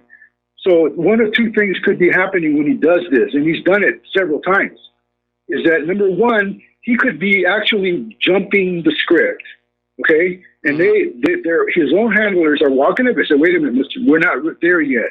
We don't have that kind of leverage yet. Or number two, he could be doing this purposely. Because when you make a statement I don't like, think I'm so. bringing back the truth. I don't think so. Curtis, we're going to have to let you go. We got to take a break for commercials, and we'll be back after these words from our sponsors. Aloha America, welcome back to our show here, and I just got an email from a listener in response to the caller who said Saudi Arabia owned Fox News. Apparently this person went on out and took a look at the actual records, and Rupert Murdoch does own 80% of Fox News, so I don't think Saudi Arabia is really in a position to exert all that much pressure, certainly not compared with Israel. All right, we're going to take one more phone call, then we're going to close the lines for a while as the Lady Claire comes on. Mike in Chicago. Aloha, Mike. Welcome to the show. What's on your mind? Hey, yeah, we were talking.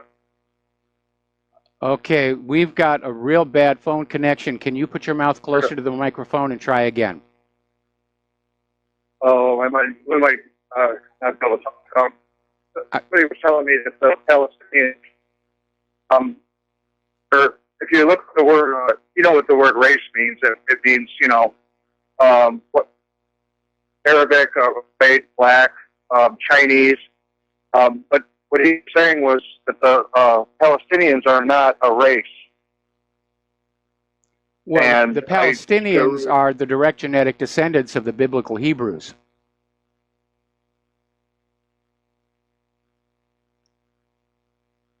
Okay, Mike, we're having some real technical issues here, so thank you for the phone call. We're going to let you go, and we're going to close the phone lines for a while here. Now, as you know, it was a real rough day on the stock market. The reality of these coming tariffs and sanctions is really starting to take hold. At one point, the Dow was down about 700. The plunge protection team tried to get it up a little bit before the close, but I can imagine that the investor class is not going to be getting a lot of sleep over this coming weekend. The U.S. is considering an additional $100 billion with a B dollars in tariffs on Chinese imports. And China is vowing to fight the U.S. at any cost. And it's all about the petro-yuan. This is why this is all ramping up right now, is the Federal Reserve sees, and for that matter, all the European private central banks see the petro-yuan as a threat to their hegemonic domination of the world. And they're trying to find some way to put pressure on China to back down. And China's not going to back down. In fact, China is now starting to talk about the nuclear option of simply dumping all their U.S. treasuries at once. And they have a huge amount because of the trade imbalance. Money flowing out of this country to China, something like 10 to 1 to money flowing in. China's been taking that money and buying the treasuries for future investment.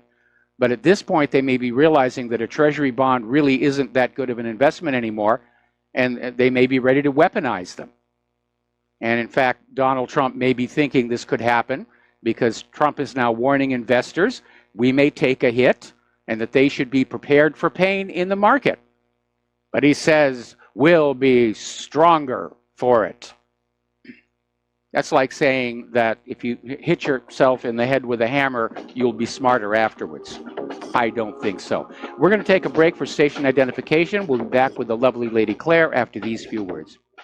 And aloha, America. Welcome back to our show here, hour number 3. And for those of you watching on YouTube, this gorgeous creature just slamming her headphones into place right now is the lovely Lady Claire, who joins us on Friday, hour number 3, with her unique perspective on the world. And so, Claire, what would you like to start with? Well, our ambassador to the UN, Nikki Haley, has done it yet again. She has tap danced on her tonsils, and were I her tonsils, I would be getting annoyed. Because what she did a speech yesterday, and it was a lecture at Duke University in Durham, North Carolina. And the speech was called Confronting Today's Global Governance Challenges. And what she did... Now look at the hubris there. Yeah. She's coming from the position that the U.S. governs the world. Yeah, and she accused Iran of supporting terrorism, which I find more than slightly hysterical. and violating the terms of the 2015 historic nuclear agreement, and went on to say that the Europeans are closing their eyes on this, but added that the United States would not do that. You know, Mike, sometimes I literally ache at the collective foreign power push to read Israeli lies of this government. Now, one thing I know about the people at the IAEA who are monitoring what Iran is doing, and the one thing I do know is that they are very smart people.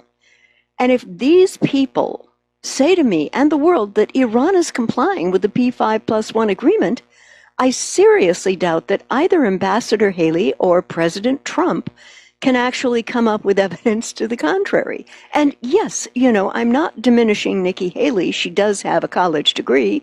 However, that degree is a BS in accounting, not atomic science. Well, it takes a lot of BS to be ambassador to the United Nations, I would say here. Yeah. It has to be remembered, it is the United States that is in violation of the P5+1 deal, because they were supposed to release Iran's money. They didn't release it all. And then they promptly turned around and threw more sanctions on top of it. Yeah. So it's the United States that's acting very much in bad faith here. Plus, the United States is in violation of the Nuclear Non-Proliferation Treaty, because according to that treaty, the United States is supposed to help Iran develop peaceful uses of nuclear power. Yeah. Principally nuclear power plants. And if the United States were really worried that Iran was building a secret bomb factory under the power station, the way Israel has under Dimona, going on in and helping to pour the concrete and run the piping and do the wiring is a really good way to make sure it is just a power station. Then they'll know. And Michael, you have to ask yourself, if you're an intelligent person, why are they even trying with this stuff? Well, it's obvious that they're looking to create a justification for a U.S., Israeli, Saudi decap strike on Tehran in order to facilitate regime change. But there is one thing I would like to politely point out to all three governments, and it is the 6,000-pound gorilla napping on the Bösendorfer Grand at this moment. And that 6,000-pound gorilla is going to be Russia, because if Iran gets attacked, Russia will come to its aid militarily. Russia's already said they were going to do that. You know, and we have seen in the war theater in Syria that Russians do have weapons that work remarkably and magnificently well. And I'd like to move over now to the issue of jobs and economy. Now, the latest statistics indicate that there were 310,000 part-time jobs added. But full-time job lost, 311,000. That's pretty striking. Of course, what you get in the corporate media is they'll talk about, we've created all these jobs. They don't mention they're just part-time jobs, and they don't mention the jobs that are being lost. Yeah. And again, you cannot reconcile the government's claims of single-digit unemployment with a 60% participation rate of the entire U.S. workforce. The two just don't line up. They're not even in the same time They're zone. mutually exclusive. So no matter what the talking heads on television are saying, this country is not in any kind of a real recovery whatsoever. And these numbers absolutely prove it. And as of April of last year, there were 1.6 million. Let me run by that number again. 1.6 million unemployed Americans who have been out of work for 6 months or longer. And nearly 1 million have been jobless for over a year. Even those numbers are understating the reality. It's actually closer to 90 million. Yeah. And even CNN reported on that once, just once, and we never heard it again. Now, I saw something out of Zero Hedge that really kind of concerned me. And the headline was, "Stocks tumble as China urges Americans to rise up against unscrupulous president." Thought that was a little bit odd. Well, the rhetoric is definitely escalating because Donald Trump starts this whole trade war with tariffs. Then China comes back with tariffs. And then Trump says, well, China's retaliatory tariffs are unfair. Yeah. And so now we're basically into this chest-thumping phase of this escalating situation. Mm-hmm. All right, we're going to do a quick shout out to our on-air affiliates who are just now rejoining the network. And one thing that really concerned me, Mike, is that China's Xinhua News, which is basically the mouthpiece for the Chinese Communist Party, has sparked concerns as an op-ed piece called for open rebellion against Trump. Well, we might find that shocking, Yeah. but if you go back and you study all of the so-called color revolutions Mhm. And the U.S. regime changes, they're preceded by the planting of stories in the media Yeah. that the people of Syria should rise up against their leader. The Yeah. people of Ukraine should rise up against their leader. Mhm. Fill in the blanks. Yeah. Yeah. And what concerns me is that a war of words can escalate very quickly. They just had that on Fox News. 103,000 jobs added this week. Yeah. And they don't talk about the jobs that were lost. And they don't talk about the kinds of salaries of these jobs either. Were they minimum wage?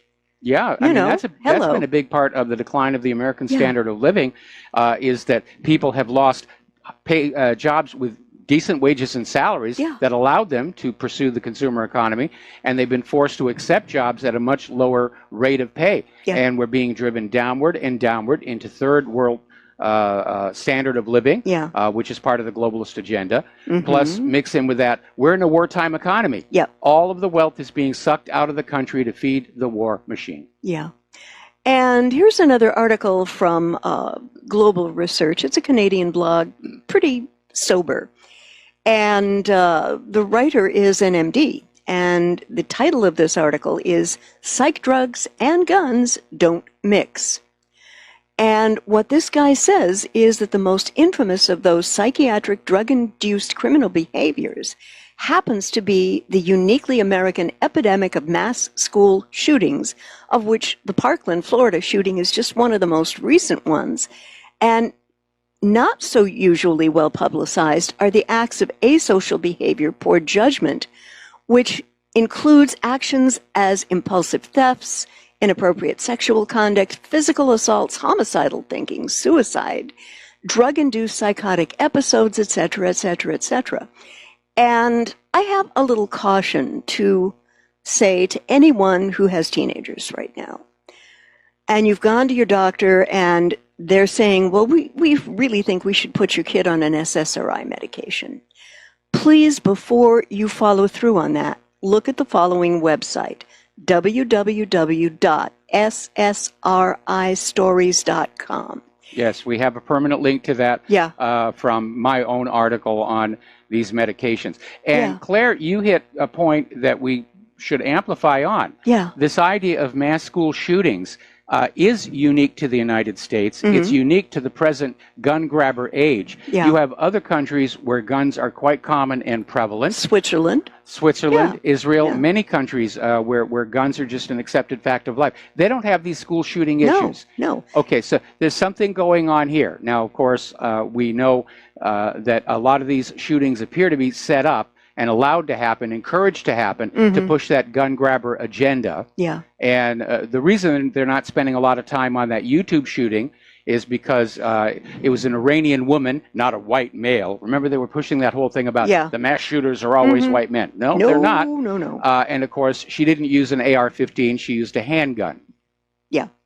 And the other thing that you need to ask your medical professional, and this is a question that I have no problem asking anymore after I got caught up in a kerfluffle, and that question is, are you being paid by the pharmaceutical company making this medicine to prescribe it?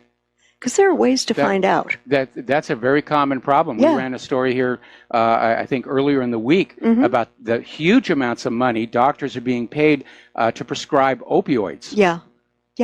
And I got caught up in it myself. I was on some medication, and I didn't realize that the doctors who were prescribing it were actually being compensated financially for prescribing the drug. And it wasn't managing my pain as effectively as it could have been. It wasn't even supposed to be a pain medication. It was being prescribed off-label. It was very expensive. And I mean, I'm lucky I survived with my life. The withdrawal was terrible. It was pretty grim. So if your doctor is talking to you about this for your son or daughter, just tell them, I think I want to wait a while and do the due diligence and then ask those questions. The doctor is not going to be happy with you, but I think as clients of a physician who's part of the medical industrial complex, we have the right to know.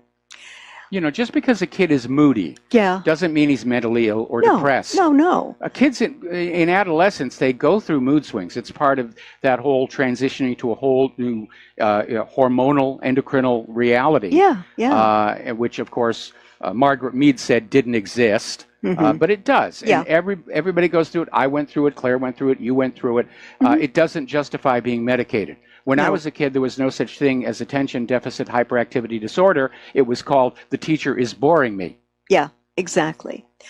I'd sort of like to bop over to Europe for the moment. And this again comes from Global Research out of Canada. And the video is titled The Art of Warfare, U.S.-NATO Military Occupation of the EU. The Schengen area is being taken over by NATO forces.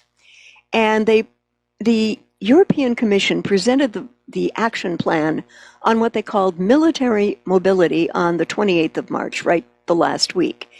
And they're stating that by facilitating military mobility within the EU, explained the foreign representative of the Union, Federica Mogherini, we can be more effective in reacting when challenges arise. And Mike, she didn't use the word Russian aggression, but you know that that was the undertone. That's definitely going to be the undertone. Yeah. They're garrisoning Europe. Yeah. Everybody is getting ready for the big party that's on the way. Yeah. And apparently this action plan was decided not by the EU, but by the Pentagon and NATO. In 2015, General Ben Hodges, commander of the U.S. ground forces in Europe, called for the establishment of a military Schengen area so that, to face alleged Russian aggression, U.S. forces could move more quickly from one European country to the other without being slowed down by national regulations and customs They're just going to drive wherever they want to drive. You know, the actual voiceover is in Italian, and the subtitles are in English, but it's very clear to see what the plan is. More demonization of Russia, ultimately leading up to a shooting war against it.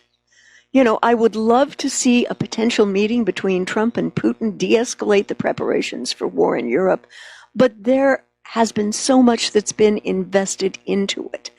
I'd love to know that such a meeting might ratchet things down, but Mike, I've got to tell you, I'm not sure at all. Well, I mean, just look at this last week here. I mean, Trump could go into that meeting with the very best of intentions and come on out and say, yeah, we're going to back on down. But as we saw with his announcement that we were going to get out of Syria, he's not in control. No. He's not calling the shots. His advisors said we got to stay in Syria. The Pentagon said we got to stay in Syria. All those military contractors said we have to stay in Syria. And Benjamin Netanyahu called him up and said we have to stay in Syria. Yeah. And so, you know, Trump and Putin could come out of that meeting, you know, their arms around each other's backs, you know, and saying we're the best of friends now.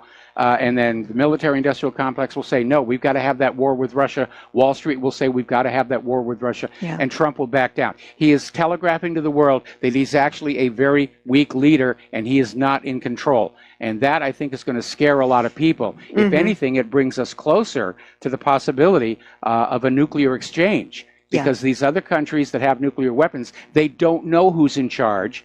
They can't see the decision-making process, and that's going to make them a lot more afraid than they are right now. Yeah. And speaking of military, there has been an evaluation done by Russian intelligence and was published today in Sputnik. Mike, we've got almost 500,000 troops in the Asia-Pacific region? Yes. Yikes. 200 military facilities and 400,000 troops. So we can build military bases all over the world, but we can't build new schools or hospitals. Right, right. It's just, to me, it's a criminal neglect of the American citizen. Yeah. Criminal neglect. We already did this story. Okay, well, I have a little background that I wanted to share. I know that you did it. And the UK has opened a permanent military base in Bahrain, that beacon of democracy, by carbonate of soda. And the ceremony was attended by Bahraini Crown Prince Salman bin Hamad Al Khalifa and Britain's Prince Andrew. So the British monarchy has put their seal of approval on this. And so the translation is that the UK is, as is the US, formally supporting yet another Sunni tin pot dictator in the Middle East, whose views on any potential Shia human rights mean that they have none. And there have been demonstrations in Bahrain. They've been very peaceful demonstrations, as the Shia Bahrainis have been advocating to see a constitutional monarchy, which doesn't sound like that big a deal in this part of the 21st century. Well, Hawaii had a constitutional monarchy. Yeah, Hawaii's last two kings were actually elected. Voted, yeah. Yes. And so how has the monarchy and government been reacting to this?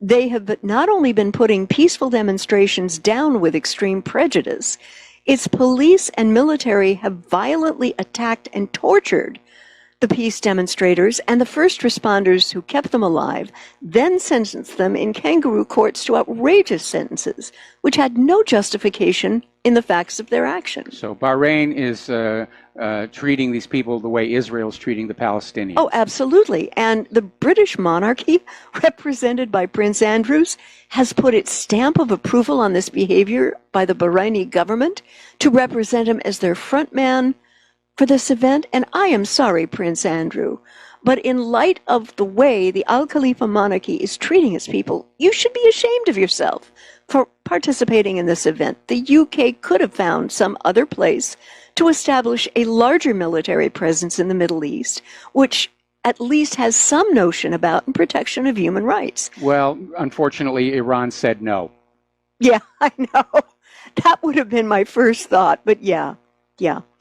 I'd like to also look at what is going on with the U.S. drone strike in Yemen. And apparently, in 2017, the U.S. military said that it carried out more than 120 strikes in Yemen, more than 3 times as many as 2006. And there is the Mwatana Organization for Human Rights, and they've been documenting the impact of U.S. drone strikes in Yemen through detailed research.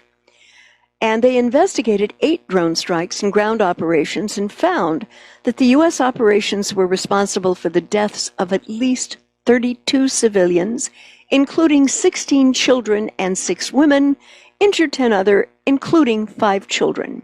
And apparently the results of these investigations is going to be released in a forthcoming report.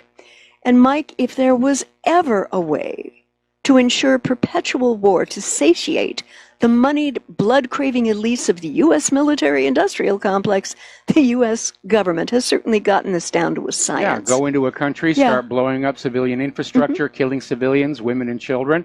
Yeah, it's going to be a long time before those people are going to want peace. But, in this case, it's backfiring. Because I have to applaud how tough the people of Yemen are. That they are still resisting, and Saudi Arabia is just not able to really gain anything. They're back to their starvation blockade. All right, we got to take a break for commercials, and we will be right back.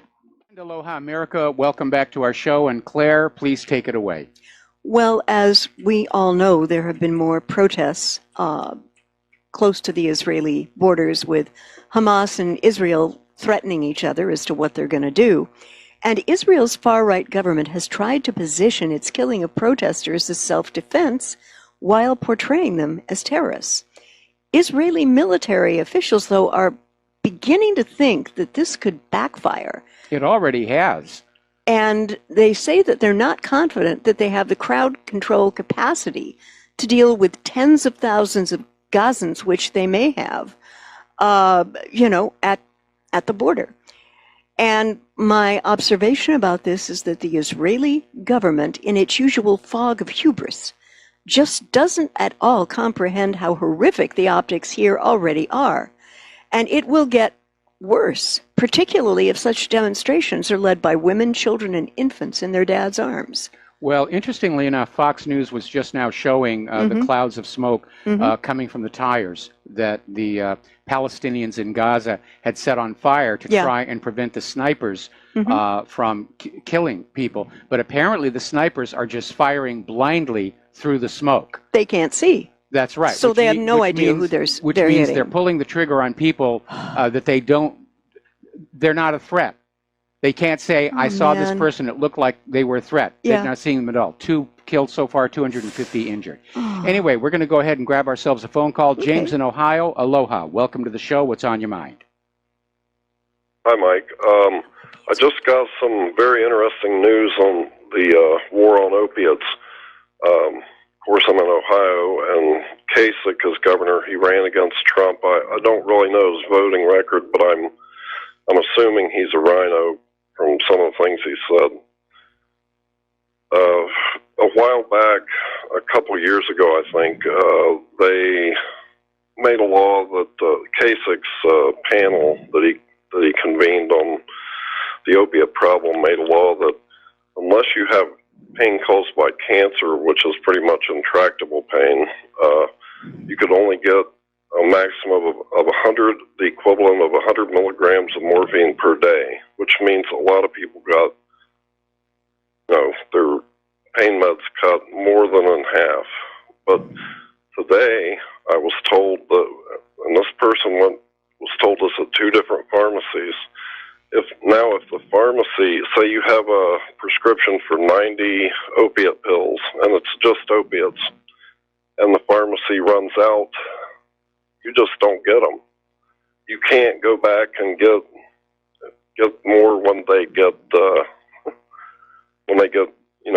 delivery, a shipment in. Yeah. You're just that seems kind of awkward here. I'm having a hard time with their running on out. I mean, this whole opioid crisis began following the invasion of Afghanistan because the Taliban had eradicated opium production. If you were caught with a poppy, they'd take your hand off. A little draconian, but it did work. But as soon as the U.S. went on in there, the poppies were blooming. There were bumper crops. We've got photos of coalition troops, American troops, guarding and protecting those opium poppy fields. And cheap heroin, cheap opium began to flow into the United States, both at the street level and into the pharmaceutical corporations. And because the raw material for opiates was now so cheap, that became the product that they started pushing. And as we reported earlier... I do have a further point to make. Yes. Well, I know from this family member that they, in the past couple of years, they have frequently had, I guess pharmacies don't keep a large stock of opiate drugs, and they've had to go back and they've got like a prescription partially filled and had to go back for more. But see, Ohio is part of the Rust Belt. It used to be the machine tool capital of the world, which machine tools are machines with which you make parts for other machines. And it's also, Ohio's a steel state. And I think, a lot of the people who need pain medication work their whole lives in a factory, therefore they're likely to be conservatives. And I know you don't like speculative thought much, but I think this is part of a way to keep older Ohioans from being more politically active because they're in pain. I really think that, it's just like the idea that heroin dealers did not always go around to 12 and 13-year-olds and give them the first couple shots for free, but they started doing that about 10 years ago. Now look. Yes. I think, it's probably politically motivated, but that's all I had for you. And thank you for your work, and everybody donate to RBN and Mike, please. Thank you. Thank you very much for that, James. We're going to let you go. And politics is part of the opium trade. When the CIA was bringing heroin in from Vietnam, they were specifically selling it into the black neighborhoods to keep the black population under control. Same thing when they were bringing in all this cocaine from Central America during the Iran-Contra scandal.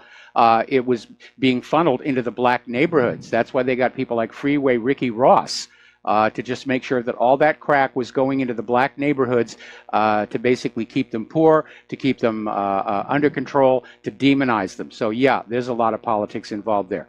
We have to take another break for commercials, and we'll be back after these few words. And aloha, America. Welcome back to our show here. And Claire, what is your next story? Well, this comes to us from antiwar.com, another very conscientious pro-peace site that I link to frequently. And they're talking about the hiring of Pompeo and Bolton. And the statement it makes is very real. It says, connect those dots and it gets scary fast. In fact, the situation is starting to resemble a Hollywood-style wag the dog, drum up a war to distract the populace scenario. And the country against whom war is going to be declared, well, it's pretty darn obvious. It's going to be Iran. Well, we know Iran has been on the list ever since Wesley Clark blew the lid off the U.S. agenda to dominate the Middle East economically, if not militarily. But there are a whole bunch of flashpoints that could head up. There's still the issue with Korea. There's still the issue with Syria. Turkey is the loose cannon on deck. Poroshenko is getting ready to launch something massive into the Donbass. Right. It's a very, very dangerous time right now. But we know that certainly Israel is exerting all the influence they can to put Iran on the top of the United States to be invaded list. Yeah. And I don't know about you, but these two appointments taken together are causing the hair on the back of my neck to stand straight up and do Zumba. And I move like a brick. Yeah, it's very scary out there. I'd actually pay to see that. Ooh, okay. All right. Very interesting. Hillary unhinged. Clinton says Fox News is trying to impeach her. What, does she think she's the president? I guess. Talk about delusional. Yeah, not impeach, maybe arrest. Absolutely. And I'd also like to revisit this issue about Syria. The plan that he's talking about is probably going to de-escalate very nicely, but he's getting such opposition and not really being allowed to move on this. And well, see, here's the problem. At this point, people who are getting their view of the world from someplace other than the TV set understand Russia and Syria have won this. Yeah. And that is not sitting well with a lot of people in the Defense Department because right now the United States has sort of built up a war momentum. It's like when Hitler came out of Germany and he just started knocking over country after country after country. He had momentum and he kept going. But as soon as that momentum began to falter is when the fortunes turned against Germany. We're in the same situation. We've knocked over country after country after country after country. If we're seen as having faltered or stumbled in Syria, then the rest of the war agenda is now at risk, including going into Iran. Right. And so the United States military probably may not think they can actually win in Syria, but they don't want to look like they lost. And so that's why they're continuing their U.S. presence in there. They're apparently building 2 more military bases inside Syria without the permission of the Syrian government, it should be noted. Yes. It's the same reason why they're continuing to pour all these resources into Afghanistan. They're never going to be able to conquer Afghanistan. They just don't want to have to admit that they lost one either. And we're getting statements to the effect from Secretary of State Pompeo and Joint Chiefs of Staff Dunford talking about leaving Syria would not be in our national interests. But Mike, I've got to ask you, in whose national interest is being served by the American presence there? It's certainly not the interests of the American people. No, it isn't. When they talk about U.S. interests, they're talking about U.S. business interests. They're talking about U.S. military interests. Right. They're talking about the interest in continuing the war agenda to get into Iran and actually get into a real war with Russia and China at this point. Yeah, it's and it's very obvious that Israel wants regime change in Damascus. But I think I feel morally obligated to mention to President Trump that it wants this to happen, but only at the cost of American blood and American money. And if, in fact, that's the case, I would just politely suggest that the Israeli military invade Syria and see just what Russia is going to do about it. Because Russia's not going to let that stand for a moment, Mike. Well, Russia doesn't want the situation to escalate, but on the other hand, the Israeli forces are really good at shooting unarmed Palestinians, but they haven't really done very well the few times they've tried to go into Lebanon and grab that Litani River. So I think if Israel were to go into Syria, absent the use of nuclear weapons, I think Syria would give them a real run for their money without necessarily needing the Russians to come on in and risk an escalation with the United States. Because they're defending their home turf. Absolutely. Yeah. Absolutely. Let's bob on back to the U.S. here. I read this and I was absolutely stunned. There are residents of an Illinois village who have 60 days to surrender their guns or face a $1,000 a day fine. Well, it's specifically aimed at the assault weapons. Yeah. And apparently on that list includes the Ruger 1022, yeah. which is a 22 caliber plinking gun. Yeah. And I know because Claire and I used to have one when we lived in Washington State. Right. And it looked mean and it looked nasty, but it's a 22. And all we ever did with it was target shoot. And then we wound up basically selling it. We sold all of those guns before we moved here to Hawaii. And again, these are people who don't really understand guns. They want the 1022 because it looks mean. But the 1022 is not an assault rifle. You can't assault, in the military sense, with a 22 caliber weapon.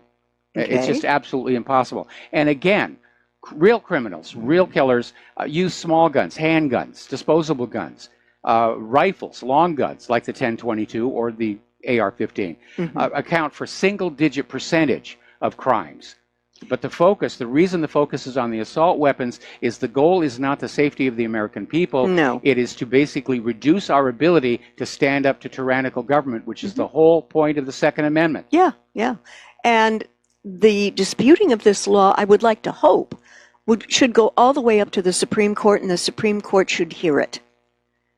Well, the Supreme Court has ruled already in several cases that the Second Amendment right to keep and bear arms is an individual right to the individual American citizen, and that we are allowed to have the same weapons that the police and the military have. Right. Because holding off abusive government is the whole point. Now, we actually had a caller into the show a little while ago who said that Newsweek is running a propaganda story where comments are now being blocked, where they're claiming a judge has just ruled arbitrarily from the bench that the Second Amendment does not protect ownership of the AR-15.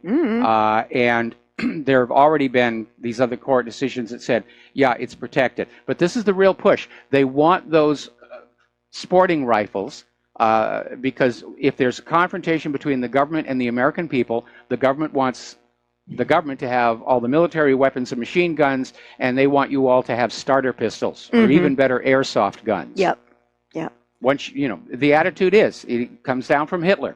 Take away the people's guns. Once you take away their guns, they'll do what you tell them to do. Right. And that is when we lose our freedom. That Second Amendment is what protects our rights and our freedoms. It protects everything else. Yes, it does. Yeah. Very interesting article again out of Global Research. Sheryl Sandberg, who is the COO of Facebook, said that in order for users to opt out of sharing data, they're going to have to pay for it. Yeah. Unbelievable. Yeah, because after all, your data is a thing of value, and if you're not willing to share that, well, then you're going to have to pay for that. Actually, Facebook's in trouble. People are canceling their accounts. Yep. The stock price is way down, and there's yet another scandal that's coming out. Actually, two of them. Oh, really? Apparently, Facebook launched a program to acquire medical records. Yes, and I pair saw that. them with Facebook users to build that data up. And apparently, somebody inside writing the software launched some kind of a bot where all of Mark Zuckerberg's personal messages to other Facebook users have magically disappeared. So funny how that happened. Well, so many of his earlier words have come back to haunt him now. Yeah. But again, at this point, privacy is gone in this country. Yeah. Your personal data is now a commodity to be sold to marketing companies, to be sold to cyber criminals. And it's amazing how many scammers seem to have access to this information in order to craft their emails to you to make it look like it's somebody that you know. And you click on that link and boom, you're hit with ransomware. Yeah, and the very interesting thing that Ms. Sandberg didn't quantify was how much it's going to cost individuals to leave Facebook. Well, that was left very much unanswered. Well, it's not a cost of leaving Facebook. It's a cost of not having Facebook share your data. But even if you paid that money, that's no guarantee they're not going to go on doing it. No, definitely not. Yeah. Let's go to Asia. And You can say many things about Filipino President Rodrigo Duterte, but he does have kind of an interesting sense of humor because he stated, "If my plane explodes, ask the CIA." And Duterte made that observation after requesting arms from Russia and China because the U.S. didn't step up to the plate, because they were grating on him about human rights in his drug war, you know. And it's very obvious to me that Duterte has a very clear grasp of how the United States government deals with governments it does not like. Well, the issue here is that Duterte represents the proverbial camel's nose under the tent, because right now the U.S. is using the current military tension around the world as a marketing tool to sell American weapons. Yeah. But following the demonstration of our weapons in Syria, that botched cruise missile attack, oh dear, and the stellar performance of the Russian weapons, more and more countries are abandoning U.S. arms sales, and they're going with Russia and China. Now, during time of peace, arms sales is a very corrupt process. The buyers will go into these arms shows, and they're wined and dined, and women are provided to them. And believe it or not, it happens in a lot of areas. I actually saw it happen in a computer animation convention where the company I was working for was selling software, and they had the private luxury suite and some very attractive women who were hosting it. And it was made very abundantly clear that if you were to sign a contract above a certain amount, that those women were there to make you happy with the decision. Yes. And it goes on with the arms sales all the time. During times of war or risk of war, the buyers get serious. And they turn down the wine, they turn down the women, they turn down the songs, and they say, I got to buy something that we can afford that's actually going to get the job done. Yeah. Yeah. Amazing how that works. I love this one. Yeah. The Pentagon apparently has spent $60 million on a power station in Afghanistan that doesn't work. They forgot to take the hamster. Probably. Okay. Now, the United States has spent more than $800 billion on the never-ending war in Afghanistan, according to the Center for Strategic and International Studies. Most of it was spent fighting the Taliban, but billions were also earmarked for reconstruction and infrastructure. And there is now a $60 million power system in northeast Afghanistan that doesn't provide any power. Apparently, there's a new report that's been released, and the U.S. Army Corps of Engineers mismanaged the project so badly that its power station isn't connected to a power source, has not been tested, and may be structurally unsound and pose a risk to Afghans who live near the transmission towers or lines. You know, I mean, Mike, can it get much more unbelievable than this? Come on. Remember down in Iraq, they spent all this money to build a brand new police station, and they hadn't even finished it. It was starting to fall apart. It's all about cranking the money through to American contractors. The other problem with Afghanistan are the so-called ghost soldiers. And no, we're not talking about, not that kind of ghost. You know, apparently these Afghani commanders were just fabricating you know, thousands and thousands of soldiers who didn't exist, but they were all getting paid by the U.S. government. Yeah. I mean, the Afghani people have been so betrayed by the U.S. and NATO with the invasion and occupation of their country under such completely false pretenses. And it was undertaken for the control of the pipeline routes and control of its opium problems. I mean, I almost don't know. I can't even begin to say how bad this was on so many levels, and what a horrible mistake it's turned out to be for Americans. It is. It is, no question. And I'd like to talk about Saudi Arabia and my title for Prince Salman, which is The Boy, and the acronym is The Butcher of Yemen, which he has turned out to be. And apparently there was an admission made by the Washington Compost in an article titled, Saudi Prince Denies Kushner is in His Pocket. The article would quote Saudi Prince Mohammed bin Salman, stating, asking about the Saudi-funded spread of Wahhabism, the austere faith that is dominant in the kingdom, and some have accused of being a source of global terrorism. It is a very extreme form. Yeah. And war crimes and the hush money to paper them over in the corporate prostitute media. This is what the U.S. has in common, the U.S. government, with Saudi Arabia and Israel.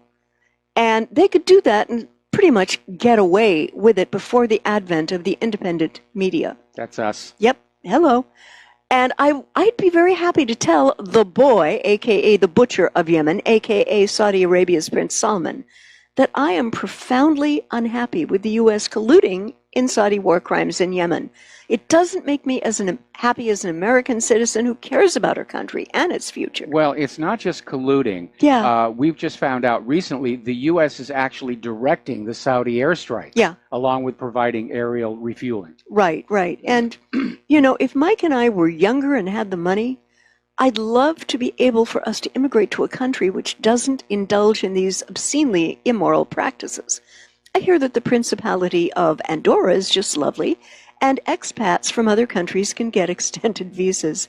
Well, we could go to the Principality of Sealand. I mean, we're Yes. already a lord and lady of Sealand. Yes, so, yes. All right. But do they offer passports, dear? Well, they're working on it. The problem is they're not recognized. Okay. You know, I have no power or influence in the bowels of power in D.C. I'm neither moneyed nor connected in any meaningful way. But I will tell you, Mike, as long as I am breathing, I will continually, peacefully witness to any war crimes in which the U.S. government and military are involved. And I'm going to share that with the rest of the world. I don't care who doesn't like it. All right. We got to take another break for commercials, and we will be right back. Aloha America, welcome back to our show. Last segment of our program on this Pauhana Friday. And Claire, you've got another story for us? Oh, yeah. Apparently, there's a new surveillance camera software which allows law enforcement to identify groups of people in real time. Let's take a look at the following scenario. You're walking down a public street on your way to dinner with your family. Now imagine police knowing exactly who you are and the names and ages of every family member. But wait, it gets worse because the surveillance doesn't stop there. Once you have entered the restaurant, police can use what is called Project Greenlight, Project NOLA, or any other police camshare program to spy on you while you're eating. The above video warns everyone that police smartphones could store up to 1 million faces, and their laptops could have access to 50 million faces. And what makes this frightening is it reveals that a police department's servers could have access to a staggering 1 billion faces. There aren't even 1 billion in the U.S. So why would a police department need access to that many faces? You know, it's a question that needs to be asked. Well, they may be in preparation of the North American Union, where they're going to be scanning everybody. They may have faces that from outside the country that they're looking for. The problem is they're going to hit the same problem the NSA does. Yeah. They're collecting so much data, they're really not going to be able to make sense of it. Yeah. And if we're talking about 50 million faces, I question the ability for it to work in real time. And again, the problem with all of this whiz-bang high-tech, it's very expensive, a lot of tax dollars going into it. They still haven't gotten away from the problem of the false positives, because a lot of people look very much alike. Yeah.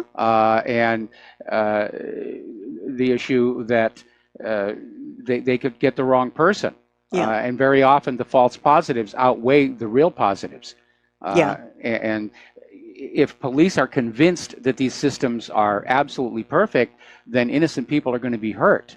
Yeah, yeah, and that's where it gets nasty. Absolutely. Yes. And speaking of communications, apparently the DHS is confirming the presence of cell site simulators in Washington, D.C. And we're not talking about the police stingrays. No. They're being operated by potentially malicious actors in our nation's capital. Okay, well, let's narrow it down. Yeah. What is the one nation that can come and go as they please in and out of the United States of America? Israel. Yes. Yeah. And so my response to this article was, And the DHS and NSA are impotent to identify these alleged malicious actors and stop this? The fact that this hardware got into the United States and got installed up there in plain sight on these poles. Yeah. You know, it's not hidden in a cupboard somewhere. It's just up on these towers. Yeah. Tells us Department of Homeland Security failed again. Yeah. It's just failure after failure after failure after failure. All right. Well, we're coming up on the end of the program here. Everybody have a really good weekend. Try and relax. I know it's very, very difficult. Keep peeking out the window looking for a mushroom cloud. Yeah. Stay tuned for John Stadmiller. I'm sure he's got a lot of interesting things to share with you. We'll be back on Monday. Aloha, America.